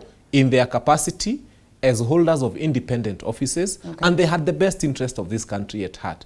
And if it doesn't please you that they made that decision, they made that decision. Let them be. So that tomorrow, if we sit as 5 judges in a panel and we make a decision that is unpopular to you, you don't come and revisit and say, those 2 who did not make a decision in my favor need to go. We need to move on as a country. We need to heal. We need to accept that. And UDA and this government needs to remember there's about 6.9 million Kenyans who didn't vote for them. So are they going to revisit those ones as well and say, even you did not vote for us? Four petitioners are presenting this case and arguing that we need to see this 4 out as well. Would you confidently, the 4 petitioners are for the other case of PSS, I think. They might as well throw the bulk of us who did not vote for UDA out of the country. What do you make of this? What is happening is that clearly IEBC is a reflection of how divided our country is. Half of the country voted for Azimio, the other half voted for Kenya Kwanza. And are we handling this matter? And that has even found itself into IEBC. You can see Azimio is pro the 4 IEBC members. Kenya Kwanza seems to have heroes in the other 3. And you know that the 3 of them are exiting in January. So the IEBC will be left with 4 who are probably leaning towards Azimio side. What is happening here, as we have said, it's politics. 2027 is not very far. I don't think the Ruto administration is ready to go to a general election with the 4 IEBC members. And therefore they will do whatever it takes to to remove them and have probably the so-called independent IEBC commissioners in place, which I doubt very much. But it's all politics, and that's, as Mheshimiwa said, our politics is a product of who we are. That's our culture as a country.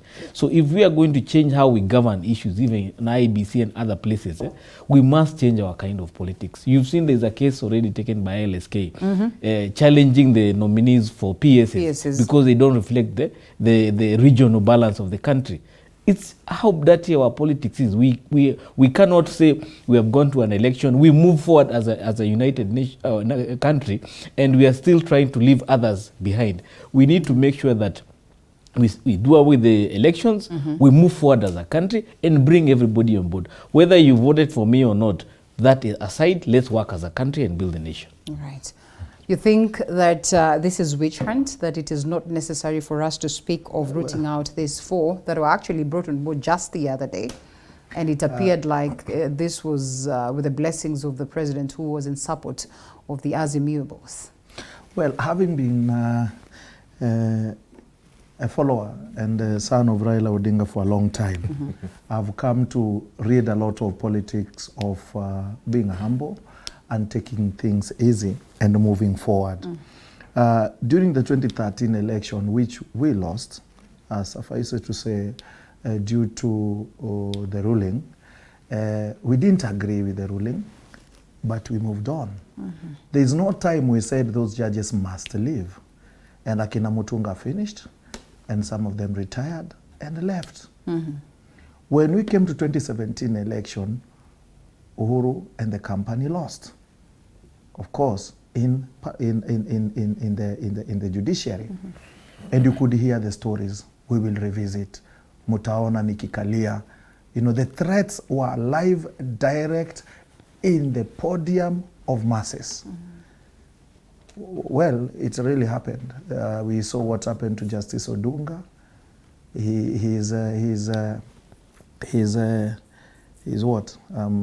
His appointment didn't go through until just the other day, and many other judges who by that time mostly ruled constitutionally against the sitting government. So they were very wrong to rule constitutionally against the sitting government that was goofingly doing wrong. This is where we are going now. IEBC is a team of players. These people sit down and make decisions. So if one of them dissents, that person decided that I'm going to work with the other team, is his mind that dissented. So was Njoki Ndung'u wrong to dissent on us that time? That's what I'm trying to ask. Was Jackton Ojwang wrong to dissent on us that time? And you see, we didn't do anything. Jackton left. So if today we want to go to follow these guys, what will happen with the coming IEBC? Tutawatoa tasisi. So, and what government are we forming? And that's why I said, Plato said, if you're too bright enough and you think you cannot follow what's happening in politics, then you'll be ruled by the dumb. So the brighter Kenya must look at the scenarios going around. It is wrong to go for Kina Cherera. They dissented. They didn't say we cannot work with the other team. So why then didn't we follow Chebukati? We would have said we are not going to go to election with Chebukati, and we even refused to go to that election. We went to election with Chebukati, and at that time he went against us. So was Chebukati okay? Was he Jesus, or today is Jesus more? And remember, Chebukati did wrong to the Ruto group. Was he bad then and today is good? I mean, what I'm trying to say is Parliament should just stop that. It's a matter of ethics. It's not a matter of politics, it's a matter of ethics. But if it goes this way, we are forming a very bad scenario on IBC. Na Kenya inaweza, sisemi itakuwa. Muneza peleka Kenya what we call to the dogs. It reach a point where now Kenyans will not agree with IBC totally because all their parliamentarians are showing them that if you disagree na mtu unamungoa. We are looking at the parliamentarians. We fail to look at the petitioners and the grounds that they present as to the petition. A couple of them, well, including the fact that they say the four acted in manner that demeans the office that they hold.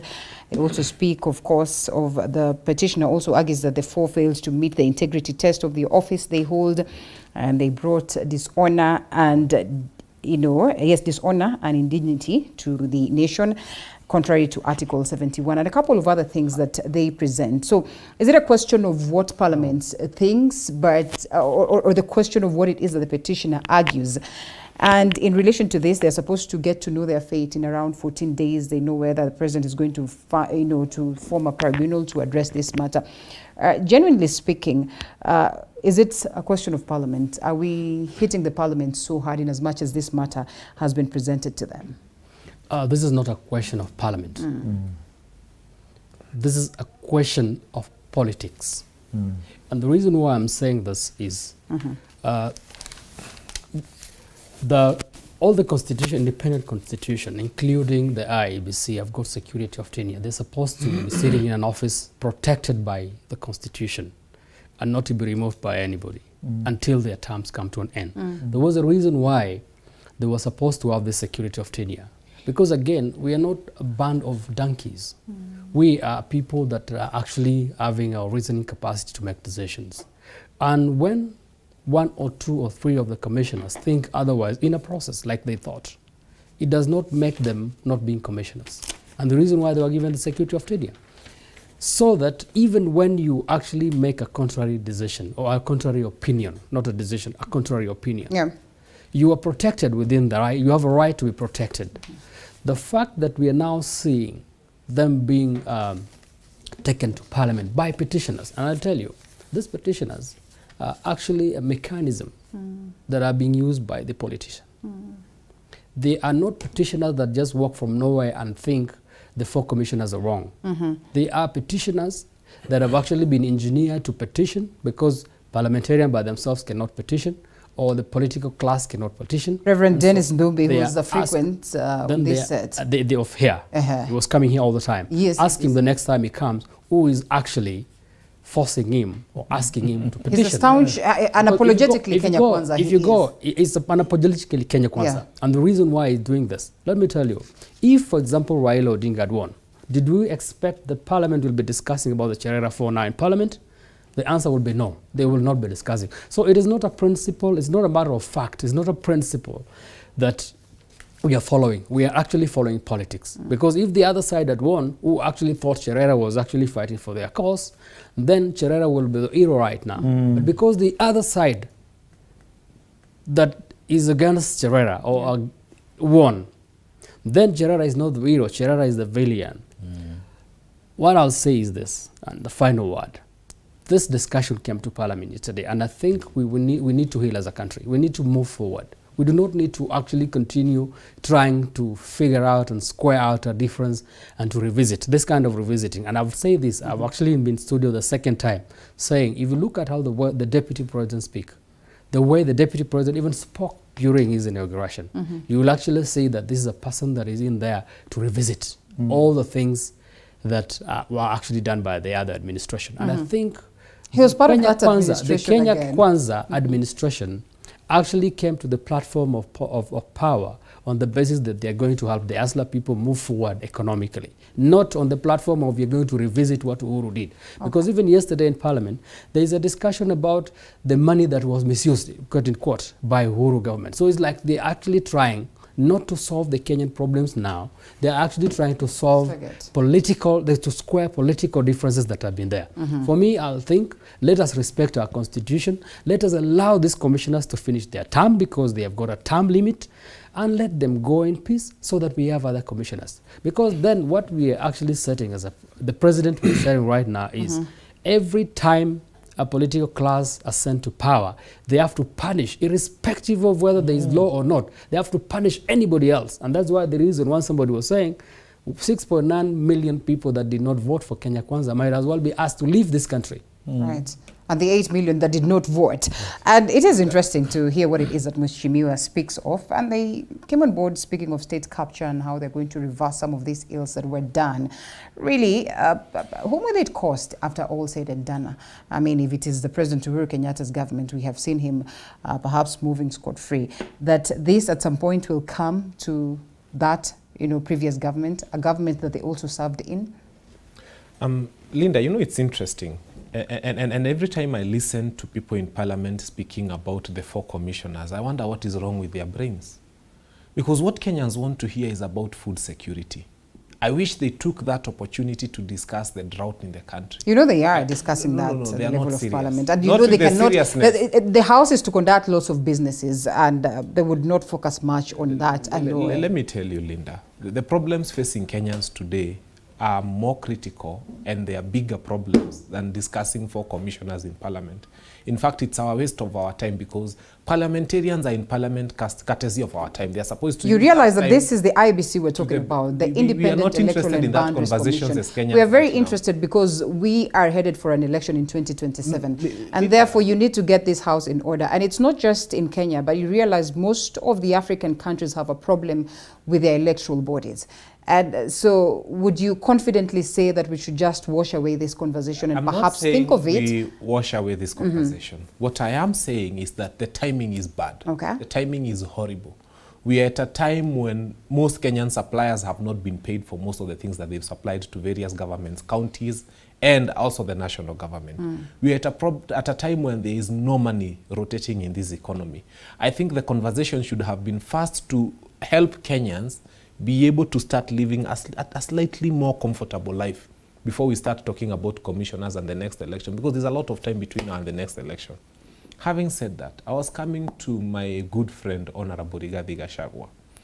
A deputy president we need to tell to be very careful, because the first casualty of this administration, the Kenya Kwanza, is going to be the deputy president. Why do you assume so? And in my view, I don't even see him going into the next election with President William Ruto. And I can tell you that for free. It will be Musalia Mudavadi. And when you listen, and I can, exactly. And when I tell you this, the reason I'm saying that is this. He's unfortunately been told to do all the dirty work. Fight everything that was done by the former administration and appear to be the person with the vendetta. Yes. And then after that, he'll have made himself an enemy of the very same people from where he comes. And then he'll be left alone. Is he not bringing goodies from where he comes to where he comes from? Let me ask you. What are you not appreciating? What goodies? Because your name betrays you. What goodies are we getting from him? Let me tell Honorable Rigathi Gachagua, if he was to listen to the people. Have you seen the list of PSs? Have you seen the list of CSs? Have you seen? And I mean, when we talk about goodies, these are some of the things that we look at. Do not be deluded. Okay. Do not be deluded at all to think that the list of PSs and CSs is anything to go by. A government has got very many positions. Okay. And it makes no sense when you're a minister from, say, Mount Kenya, and they make sure that your PS conveniently is from a place I do not want to mention.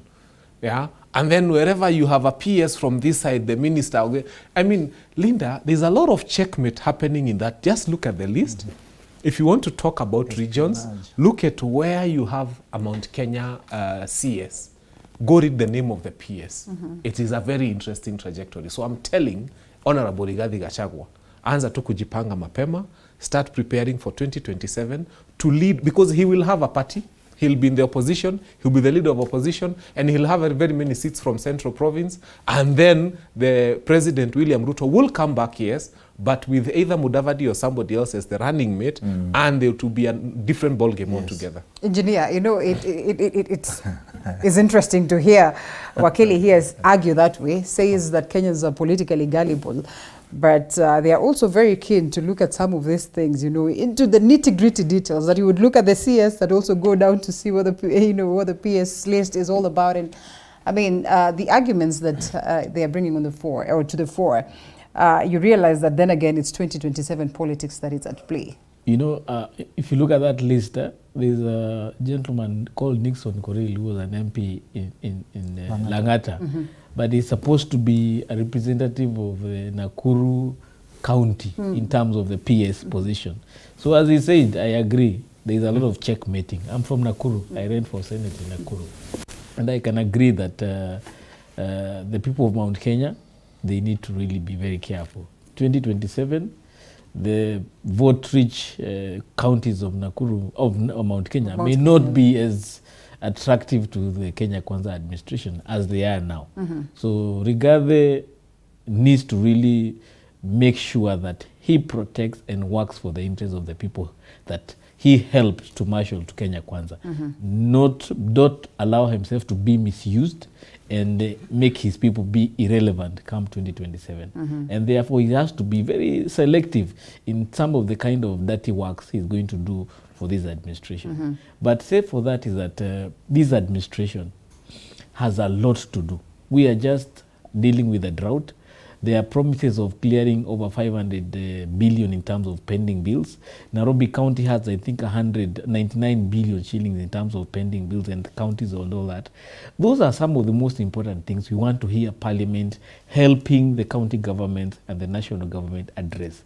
The time for politics will come. There's a season for everything. So we are not saying they cannot do politics, but is it the right time?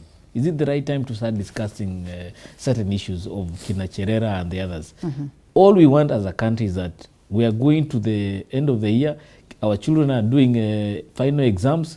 Come January, we need to see a direction where CBC is going, where university education is going, where we'll be able to get money to pay our school fees and other things. Those are some of the priority ones to this administration addressing. So is there a supplementary budget coming through to discuss these issues? He has talked about cutting the budget of the national government. Where is that conversation? How far with that? What are the areas they are cutting? So that we can be able as a country to move forward. A lot of the work which will be done by the country is by us, the citizens, the taxpayers. And therefore we need that leadership to be able to know where our role is. In the next 2 weeks, we are launching the Hustler Fund. How will it be rolled out? To who will it benefit? Me as a Kenyan, how will I marshal my people to take advantage of the Hustler Fund? Will it be another Fuliza or will it be another Mshwari? How will it be structured? How will it be able to access? Those are some of the conversations we want to hear from a parliament, because they represent us. They don't represent themselves. So they need to speak what matters to us now, not what matters to them in 2027. You see, the ministry is perhaps not functional as expected because we still are expecting to see PSs join in and CSs, if at all. That then would also be something that will be considered. But the court has halted the vetting process of PS nominees. Of course, on basis of the petition presented by LSK that speaks of the nominations as unlawful, failing to meet the 2/3 gender rule, as well as on the question of regional and tribal balance. And yesterday, we saw the members of parliament proceeding to, with the vetting process, contrary to what the laws, or contrary to what it is that the judge declared. What does it speak? And is it really going to be an exercise in futility, or we're just being treated to the usual hula baloos, and before you know it, we'll have the CSs appointed and in office? Before I answer that, Linda, I want to talk what my brother said about governance. In governance, I want to ask a question here, Linda, which still is not really a question, but it's an input to Kenyans. The most important item to talk about right now in how to secure food in our country. And the next important topic is how 1 million people will get Hustler Fund. Because if you do the highest 50,000, you divide it over 5 billion. 50 billion. Basically, you're talking about 1 million people getting 50,000. So how 1 million people is a lot of people. Why do you speak of 50 billion? The entire population? 50 billion Kenya money. No. Divided by 50,000 Kenya money to be given to each group of each person. All right, this has got nothing to do with the entire so population. So that is 1 million people beneficiaries. Yeah, beneficiaries. So that is where we are supposed to talk about. And the question lingers in my mind is, we had a Uwezo Fund, which if you're given 5 shillings, you pay 5 shillings because the government is not supposed to do business with you. I mean, you pay taxes and many other things. You are part of that management of the government, and you are part of the country, Kenya. So if the government is giving you money, then it's asking you to pay this money with the rebate of 8%. Why is the government making money on you? Why is it doing business with you? Is it really helping you? So why does the government employ you then? Because this is formally assisting people to get employment. And then these people are going to be taxed by the same KRA when they put up that business. Then these people are still paying you as a government your loan plus the interest. So the question lingers in my mind. You're giving 50,000 Kenya shillings and you're asking them for money. So what is the modality and the mode of payment? Is it via M-Pesa? And if it is via M-Pesa, then what is the difference between you, the government, and Fuliza? because you are earning interest and the government is earning interest. So the question is, are you coming to fight the micro or lending companies? Are you speaking the for them? Tala, the Fuliza, there are many, I'm forgetting the other names. Branch and others. But of how, so if the government like how comes much to have play, they helped the people as well? Linda, if the government, just finish bro, if the governments come to play that game, then what will happen with the employers and the employee of other small companies that lend? Fuliza has employed people, so is Tala and the others. So does it mean, because government really, it will use the same employers it has. Hawatakuja wengine wapya. It's just like a department that will be formed. So now, are you telling me you're going to make sure we lose 1,000 jobs?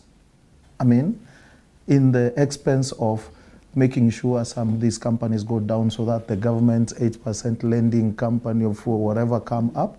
But what's the ultimate goal of this? The ultimate goal is aside from the aspect of it will not help any Kenyan. And it hasn't, at least so far. As much as we are saying, the same way they came and said subsidies does not help. So this one will not help. And subsidies actually help. If you want to, I want to bring it to you. If we are to go to the health faculty and pay medical attention as it's supposed to be paid, no Kenyan will be able to afford medical attention in a government institution. So the government institution puts input of money so that when you come to pay, you pay a bit so that you get help. That is subsidy. If we are to pay university fee per person, in medicine alone, you'll be paying around 300 to 400,000, actually 400,000 per year. The poor person will not go to medical school, not law, not engineering. The government puts input of money into the university so that you can pay little. So was that not subsidy? Is it not sustaining? When they came and said, okay, we'll remove oil subsidy because it's not sustaining and fuel go up. Then wanapandisha fuel na 20 bob, wana reduce na 1 bob. But the Kenyan is fooled and says, aya, mafuta ilianguka na shilingi. And you're happy? Uoni 19 bob bado inakuchapa kwa mfuko. So, is it not sustaining? So now when you come to your issue of regional balance. Let's allow Ben as well react on that now that you've raised it and perhaps go back to that matter. I think, in as much as I am not a sympathizer of this hustler kind of government, which, I mean, we are all in anyway now. We don't have a choice. I like his arithmetic that you can raise money to give to 1 million people. But if we had 22 million voters, in as much as many of them did not vote, it means that we have about 22 million people who are over 18 years. There could be more, but the registered voters are 22 million. It means there's another 21 million who need access to money. The $1 million question should be, how do we go about empowering, for example, KCB and telling them, do you have a 50 billion? You start a kitty of the same kind, and equity. And even there are Kenyans who have a lot of money. We've heard of Kenyans who've stolen lots of money. How do we encourage them to also come? So that we have funds that now can be able to meet at least half of the population, if not the entire population. So that anybody who needs a simple loan of 520,000, and it helps. Like, I have friends, we have this was in existence. Yeah, there are people who have, maybe you're a transporter. You have a canter that is moving goods from point A to point B, and all you didn't have is fuel. You can simply borrow 3,000, 4,000 shillings for diesel, moves you from point A to point B. You deliver the goods, maybe the customer pays you 15,000 and you're left with something. So what we are trying to say is, let us not try to bring Hustler Fund, which in my view is coming to kill Fuliza anyway. Let us not come and bring Hustler Fund. Yes, and remove everybody else. I'm telling you, it's going to remove everybody else. Just watch in 2 weeks. And it's fine. What if it removes everybody else and it works? You see, the thing is, I have already told you, it can only serve 1 million people at 50,000. Yes. So you need to serve the other 21 million, assuming that there are 22 million Kenyans. Is it the fact that they can access this credit, or the business environment that has there a has problem been a as well? problem first with access to credit. There has been a problem because there are times when you genuinely need, sometimes even someone calls, like, you know, I vied for a city in Nairobi. Someone tells me, nimeitua kazi ya kupaka rangi, lakini nitumie 200 nipate fare nifike industrial area. That person wants to work. Now, if this kind of facility is available, they can simply go to their phone, borrow 1,000 shillings. That will give them fare for a week because, you know, like these painting jobs, you work for a week, you're paid on Saturday. So this person can borrow 1,000 or 2, it sustains them, but the minute they get paid, because now many people are paying through M-Pesa, it deductiwa. Yes. So what we are trying to say is that there are many people who need an opportunity, who need a way. Sisi tumechoka kuomba. Sometimes you even don't have, forget even business. Sometimes if I show you my messages, I get people who tell me nataka tu 90 shillings ya unga ile unga nusu. That person will not call me for 90 shillings unga nusu. They can be able to borrow that 90 shillings. When akipata kibarua in 2 or 3 days, they can pay back. Is the kibarua there, perhaps, Mheshimiwa? Maybe we should ask that. Is the business environment as friendly that, you know, once you access credit, then you're guaranteed you're going to put it to use successfully? Now, the business environment is not there. So it's again pointless for us to access it is actually not there. If you look at the many Kenyans that have been listed on the KRB, a lot of Kenyans who have borrowed this money through all these other institutions we have talked about have actually found themselves in there. The reason is the money was borrowed with very good intentions of putting into business, and then the business environment is not there, and then all this money just disappear. Other people have been hounded to courts. Others have been arrested. Others are in prison just because they borrowed genuinely, but the environment was not there for them to be able to turn this into business and make profit out of it. And so even this is what is going to affect this money. This money we call the ASLA fund. And I really appreciate the fact that there was a fund that was created. But I think if you look at the ASLA fund now, it is very different from the ASLA fund that was being peddled during the campaign period. Actually, what was peddled during the campaign period was free money that was going to people to help them uplift their lives.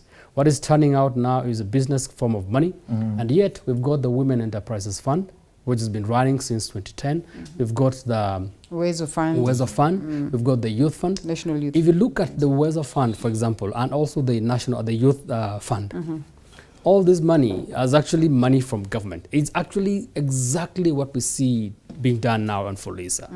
Because you lend this money to people at very low interest or even no interest at all, but that money has actually disappeared.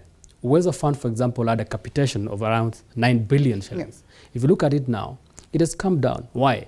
Because the people that took this money initially were not able to get a good business environment, and this money just disappears and they were not able to repay. And I think if we do not put structures, systems in place very well, we'll find this ASLA fund disappearing within a very short time, because Kenyans will borrow this money, Kenyans will not find a very good business environment, and Kenyans will find themselves unable to pay. So I thought even before we become very rushy, like you're saying, now 2 weeks we are rolling out this fund, we need to think properly. We need to first of all study all these other government funds that have actually been given out to people. Why are they not performing? And yet banks are performing. Yes, Tala is performing. Fulisa is performing. Is it anything that is government that is not performing? They say that they're going to take, Kenyans or those that are going to be beneficiaries of the fund through an incubation process on understanding business and that is not a new thing. Even Weso Fund did the same. They follow up. Even Women Enterprise Fund did the same. Even Youth Fund did the same. So I do not think this will be different. And that's why I'm asking that we needed to actually, first of all, educate Kenyans. Let's call the ASLAs and tell them, first, an ASLA is a person that looks like this. Because I've always asked, in this studio, I've actually asked, who is an ASLA? Because there are people driving Mercedes-Benz and they call themselves ASLAs. And there are people in the villages that they call themselves ASLAs. So who is eligible to get this money? Then after getting to know who an ASLA is, let's call them and tell them, the ASLA fund we are talking about is not the ASLA fund of the campaign. This is a business fund.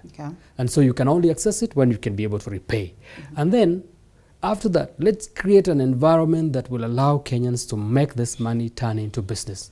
Because if we give them this funding, because it is money that is coming from government, we will find it go to the same bidding that Weso Fund, Youth Enterprise Fund, and the Women Enterprise Fund went through.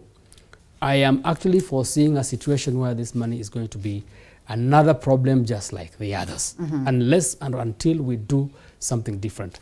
Coming to the aspects of which I think we are just about to miss, if you allow me, right, about the issue to deal with the vetting of the PSS. Yes, yeah. I think the vetting of the PSS will continue. Even today I'm sitting in a committee and we're going to vet the PS. Okay. The petitioners are actually asking Parliament to stop doing their work. The work of Parliament is oversight. It is actually the court which, you know, and the parliamentarians are saying they are yet to receive formal, you know, orders of stopping this. In the event that the orders are presented to them. Even if we as parliamentarians receive, we will continue. Why? It is not contempt of court. Yeah. It is not us that started the process. If you look at the contents of the petition, they're talking about regional balance, they're talking about gender balance. This is not a creation of the parliamentarians. What parliamentarians are only doing is trying to see those that have been presented before them and vet them and actually oversight them on behalf of Kenyans. So what they needed to have done, if I have to advise them, they needed to have gone to where the process starts from and stop it from there. The other question that I want to ask now, because sometimes we actually take the advantage of access to courts to misuse the whole government process. It is true, out of 51 nominees, there are only 11 women. It is true, it doesn't meet the 1/3 gender rule. It is true, there are aspects to deal with regional balance. It is true, but it's not the first time you're seeing this in this country. This country has actually been a country where people are rewarded based on their loyalty and based on how they voted. And the reason why we've got no PSs or very few PSs from the Nyanza region who have always, all the time been on the opposition. Nobody has ever brought these things before. It has been brought now to just challenge the process. At this point, I will actually want to say, let's allow the process to go. If they wanted, if they are genuine, they will have actually gone to court immediately the list came out. Why were they waiting until the vetting starts and then they are trying to blame Parliament? Parliamentarians, we will do our bit. We cannot stop. Our work is oversight. We will do the oversight on behalf of Kenyans. Ben, we'll come to you. We'll come to you. And I know on a legal aspect, we really would love to understand whether there are timelines as to when then one can proceed to present their petition and whether they are within the timelines or this can be locked out on such basis. But to you, engineer, just looking at this processes and the fact that Parliament, and as Mheshimiwa has said, that will proceed with the vetting processes in as much as the court has said, could we please halt this process? You know, we've been speaking about the independence of the three arms of government. And what Parliament is doing is not check whether there is regional balance or not. It's looking at the suitability, the qualifications of these people. The question of regional balance is a political question which would be answered by the one who nominated the 51. He had a list of 250. So he saw fit to choose 51 from 2 regions, then that question should be put to that person. So it is not an issue that Parliament... In the event that the petitioners are successful, and I don't know whether this is success to this level, that the court has halted this process, then do we go back to square one and start looking at other faces? I mean, are these things that are not supposed to be looked into before then the Parliament proceeds with this vetting? Is it to tell us then that no matter what the court says, no matter what the judgment will be, these ones that have been vetted or these ones that will have vetted, if we term them, you know, or we give them a clean bill of health, that they will sell through, regardless? If we just reflect on the nominees for CSS, the report from Parliament declined to nominate one person. But when it came to the plenary, everybody marshaled and was given the position of CSS. I think this administration, going by the character of William Ruto, I don't think anybody can stop him from getting what he wants. So this 51, if this is the people he wants, he will find his way. Why is it about him? But Linda, we're coming to you. If you look at this administration, yes, it revolves around Dr. William. It is a president finding the right people that he thinks it is about him and who he wants to work with. That's it. If you don't fit in his bill, definitely you have no place to be in his government. Who comes first, you or him? You don't want to hear his argument first? It came from me. Okay. Linda? Let's allow you to finalize that, yes. I said let's allow you to let's allow him to say something and then we come to you to finalize on that, yes. Linda, the Constitution is very clear. It gives our courts the mandate to interpret that Constitution.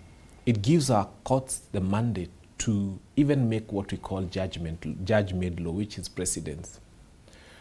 The Kenya Kwanza administration is in power, courtesy of a court ruling.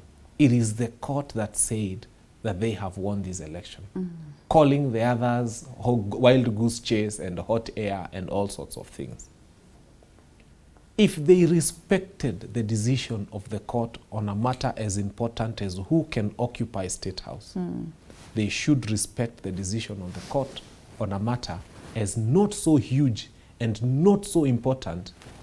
Yeah, because when you compare who occupies State House with who becomes a PS, then you say this Kenya Kwanza administration should be the first people to respect the courts. And I'm saying this because we have a culture in this country where we keep saying the president is disobeying court orders. So they expect a president to obey court orders, but parliament, which is also an arm of government, not to obey court orders. This petition, because I have had opportunity to read it, and I'm glad it was filed by an advocate friend of mine and a classmate in our constitutional law class, I'd like to say that this petition was served upon the Attorney General. So the Attorney General, I believe, is going to respect the court ruling. It was also served upon because the other respondent was the Public Service Commission. So the Public Service Commission as well is supposed to obey this ruling. But we have a special creature called Parliament that decides that they are above the law and that they are not supposed to follow any court orders. I think let us not find excuses for not following court orders, because we are going to turn this country into another Somalia. We are going to turn this country into a country of... Well, God forbid. We have to obey court orders.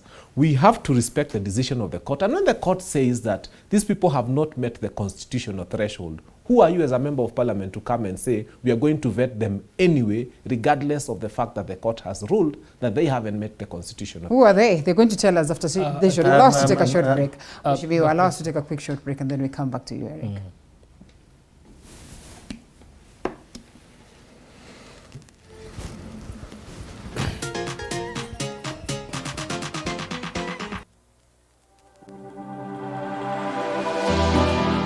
How well do you know what's happening around you? Morning Cafe with heated political debates. Baraza la Siasa. Hiyo kitu azungumzie, angalie hali ya maisha ya watu. Informative health discussions. Business, farming. Tasty Wednesday, Fitness Thursday, and Feel Good Friday with amazing DJs, celebs, waimbaji, kuna comedians, alafu kuna wajinga, and music bands every Monday to Friday from 6 a.m. to 9 a.m.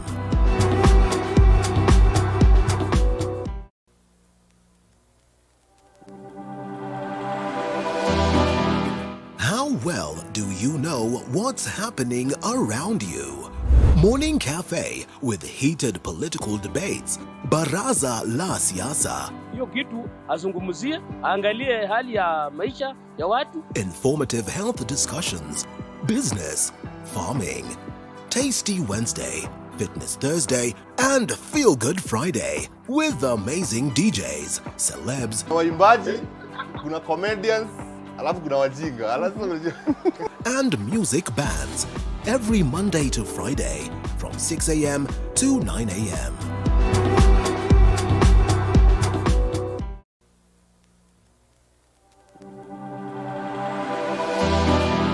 How well do you know what's happening around you? Morning Cafe with heated political debates. Baraza la Siasa. Hiyo kitu azungumzie, angalie hali ya maisha ya watu. Informative health discussions. Business, farming.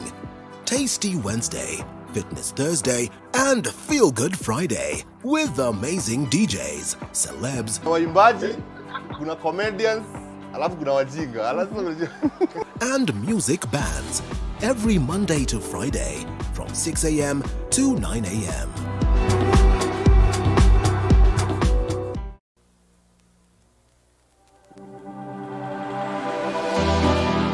How well do you know what's happening around you? Morning Cafe with heated political debates. Baraza la Siasa. Hiyo kitu azungumzie, angalie hali ya maisha ya watu. Informative health discussions. Business, farming. Tasty Wednesday, Fitness Thursday, and Feel Good Friday with amazing DJs, celebs, waimbaji, kuna comedians, alafu kuna wajinga, and music bands every Monday to Friday from 6 a.m. to 9 a.m.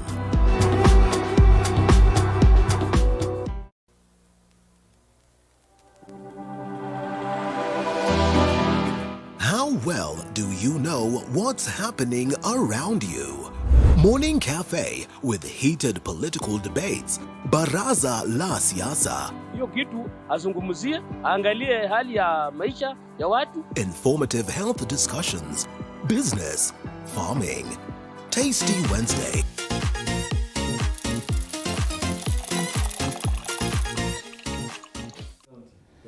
All right, Dr. Eric Regalo is with us this morning. We also have Engineer Crispus Swadhimba, as well as Honorable Titus Lute and Fanya Mambo Kinuthia, Ben Kinuthia, better said. Wakili, thank you so much, gentlemen. We are on the last laps of this show. A couple of matters that we haven't touched on, but we're glad that we have managed to touch on very many others that as well are of great importance. And so we come back to you, Eric, before we sum it up with Mheshimiwa on the matter of the PSS. Matter of the PSS, I want to tell the judges that somehow, somewhat, they can also be wrong. Somehow, somewhat, they are also answerable to the people. They are there because of the people. They may write to Parliament to stop vetting, but the function of Parliament is look at the list that is on the table. The list given to them is of 51 people. They need to check these 51 people, get their educational background from the educational bodies, get their criminal records from the departments that are responsible, and many other records, financial records, if they pay loans, you know, all that, CRBs and what have you. So after they pass all this threshold, that person, it's like a checklist. That person is passed. It doesn't matter kama ni jicho moja, ni Mjaluo, ni Mkamba, ni Mluya, no. Parliament's function is not to check regional balance, no tribal balance. They have been given a list. So in this list, Parliament may say, we are not happy with 3 or 1. Okay? But that is the list on the table. And they can also they don't discuss anything that is not on the order paper. You remember, it's called order paper. It's order paper. That is what you discuss. Any other thing coming regional balance can be a subsidiary order paper. What they do, they write a report to the authority that is appointing. So that report, when it goes to the appointing authority, what has Parliament advised? Because Parliament can advise the President. The President can also advise the Parliament back. That, hey, Parliament, mumenitumia hii law, lakini sitaisign sababu hii. He writes back to Parliament. Parliament sits and discusses the presidential advice.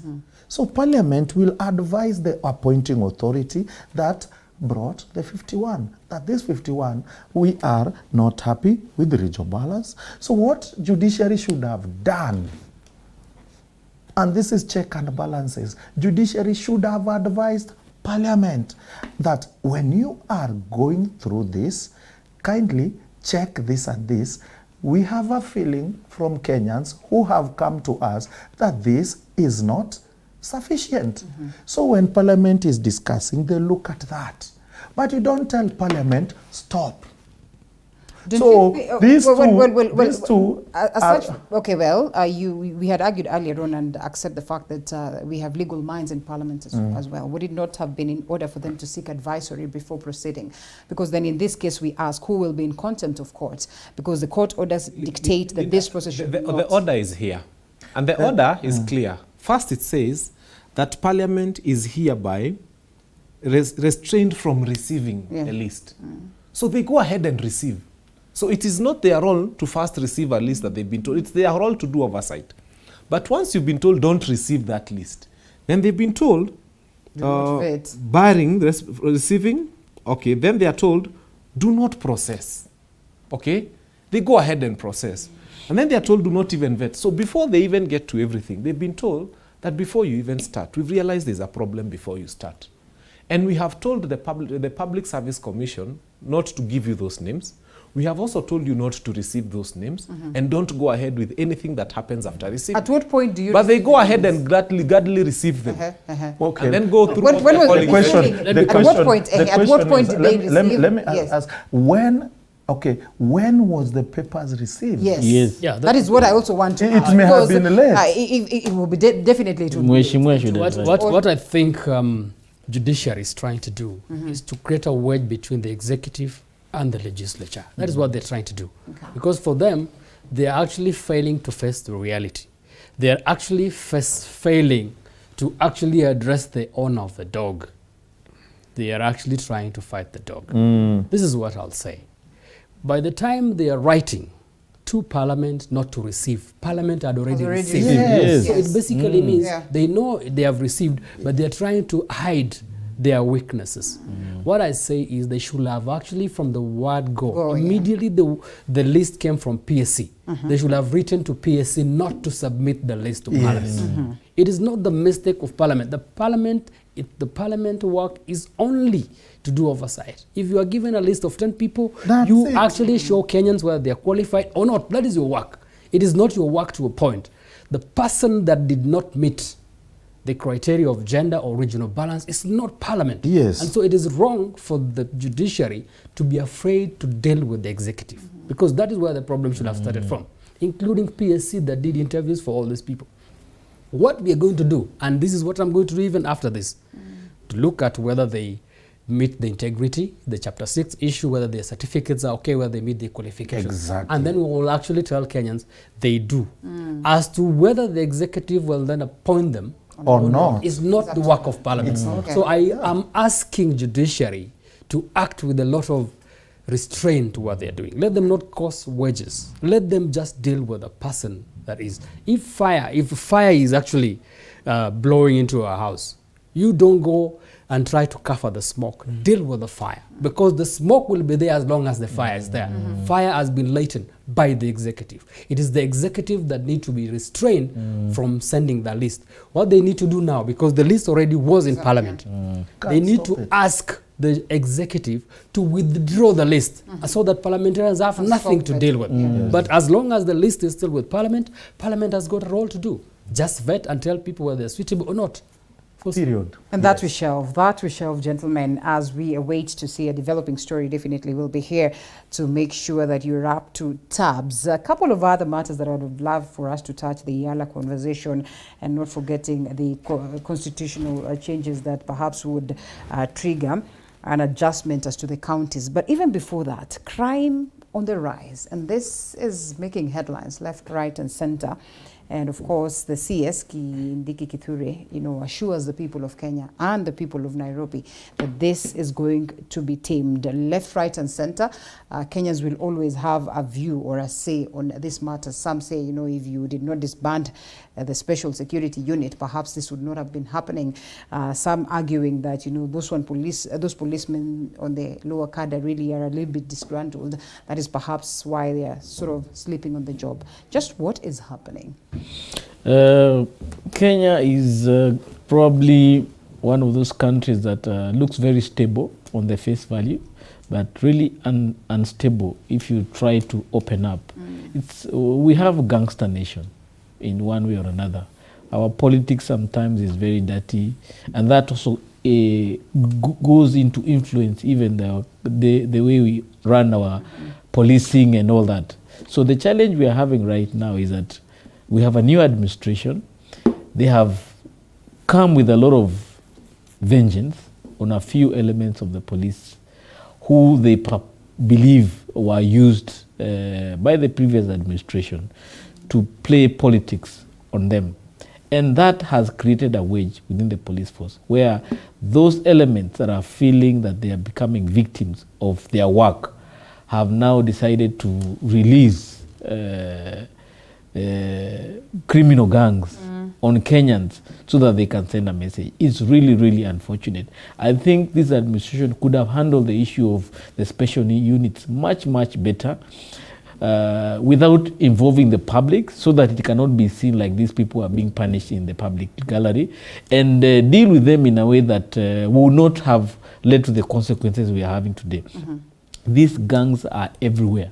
It's no longer safe to be in Nairobi, especially if you are walking or using a boda.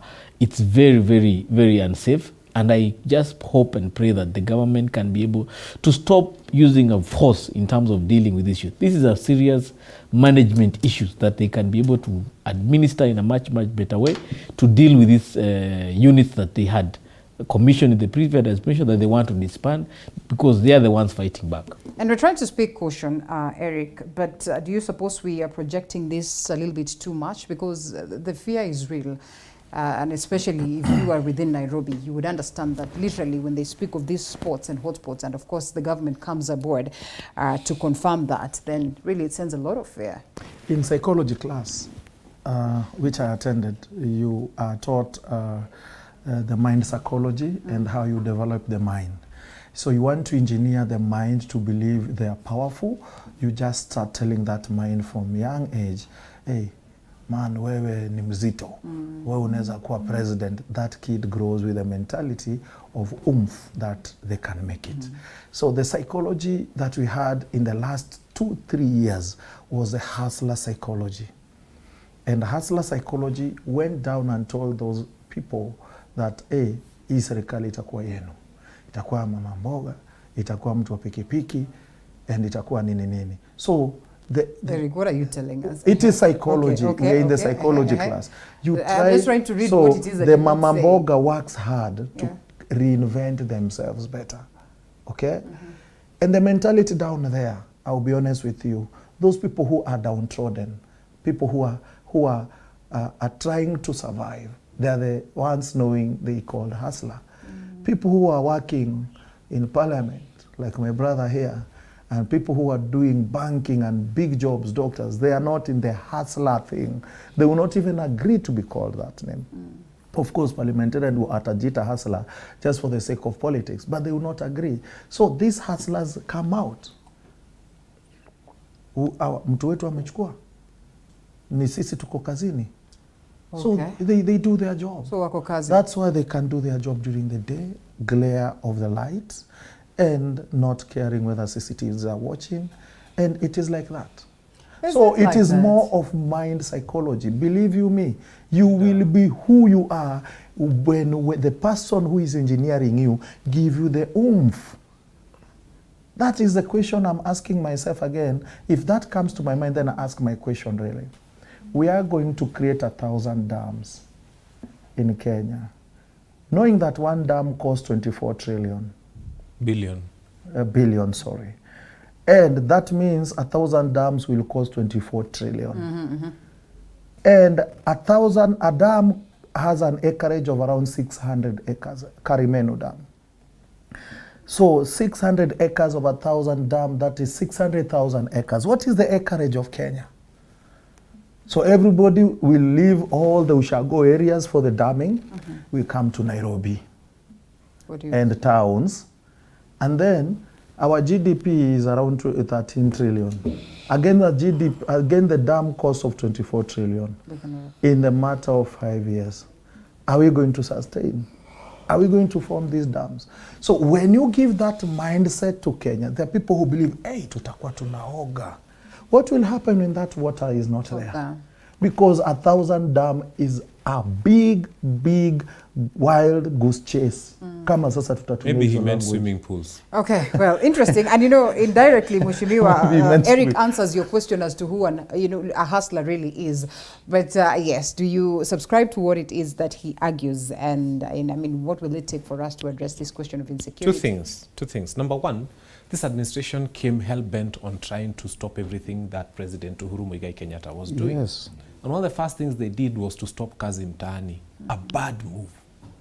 I can tell you in Dagoretti, very many young people... Kazi Mtaani was just to cushion... Yes, let me tell you. Hao ndio wananyonga watu. Hao ndio wananyonga watu. So because like the people who are still so dire then, before COVID-19 when Kazi Mtaani... This is the situation. Even during the campaign period, very many young people do not have jobs in Kenya. you're better off engaging them to sweep and plant trees and uproot stubs and do whatever and clean the place than have them idle. But he says he's so going Kazi to bring Mtaani was not just a way, you know, they rubbished it. Okay. They rubbished it. Now I have seen Governor, I'm even forgetting his name, Sakaja. I have to get used to that because I had the other in mind. But all the same, we have Governor Sakaja. And he has actually decided, wait a minute, we made a mistake. So we are going to get our young people, we are going to involve them in planting trees, and we are going to give them 2,500 shillings per week. He announced that yesterday. What has he done? He has realized that fighting everything that was done by the previous regime, just because it was done by the previous regime, is not correct. Let us get our young people meaningfully engaged as we look for other ways to stop the pilferage of public resources and find meaningful and gainful employment for our young people. Secondly, why do we have these goons? I can tell you there's not a single politician sitting in parliament today or a single MCA sitting in parliament today who can hold a Bible and say that I do not know the criminals in my ward. Why? That I do not know the criminals in my constituency. Why? When they were vying, walikuwa wanatafuta security. Mavijana. Security ni nani? The most notorious young people in the constituency or in the ward are the ones who provide security for waheshimiwa. The most notorious young people in the world are the ones who are used to discipline the dissidents and the opponents, the supporters of the opponents. Yes. Now, once this politician becomes an MP, or once this politician becomes a senator or MCA, na unasikia wanasema hii ni jeshi ya politician fulani, hii ni jeshi ya politician fulani. They are the most wicked, most crooked, most notorious people. All of them are attached to particular politicians, either who won or lost. This politician has 2027 in mind. And at the time when this was happening, these young people were 25, 26, 27. They are still useful at 32, 33, and 34. In fact, they have gained a lot more experience now terrorizing people in the constituency during the 5-year reign of the person that they supported to become MP, MCA, governor, senator, whatever. So one of the reasons why we have criminals and hardcore criminals is because they also feel an attachment to their sitting member of parliament, sitting member of county assembly, and so on and so forth. One of the reasons why we have criminals thriving in this country is because I can tell you without mentioning names, we have politicians who fund them to be alive. We have politicians, akitaka kuja kwa ground, ile jeshi inakuja kumzunguka wakipanda magari zake. By the way, when we were campaigning in Dagoretti here, not once did we see armed young men. Unaona kapisto kameningini hapa. And he's not a policeman. And he's not supposed to hold a gun hanging on a car of a politician. To date, they are still supported by those politicians. We must get to the point where we decide now we need to get to the root of this issue. Na kila mheshimiwa present all his goons. Tuanze na how to extent, security sits in the docket, right? To some extent, as a member of parliament. If I add 1 second, wakishikwa wanatolewa na nani? Mhesh. Yeye ndio anatoanga cash bill.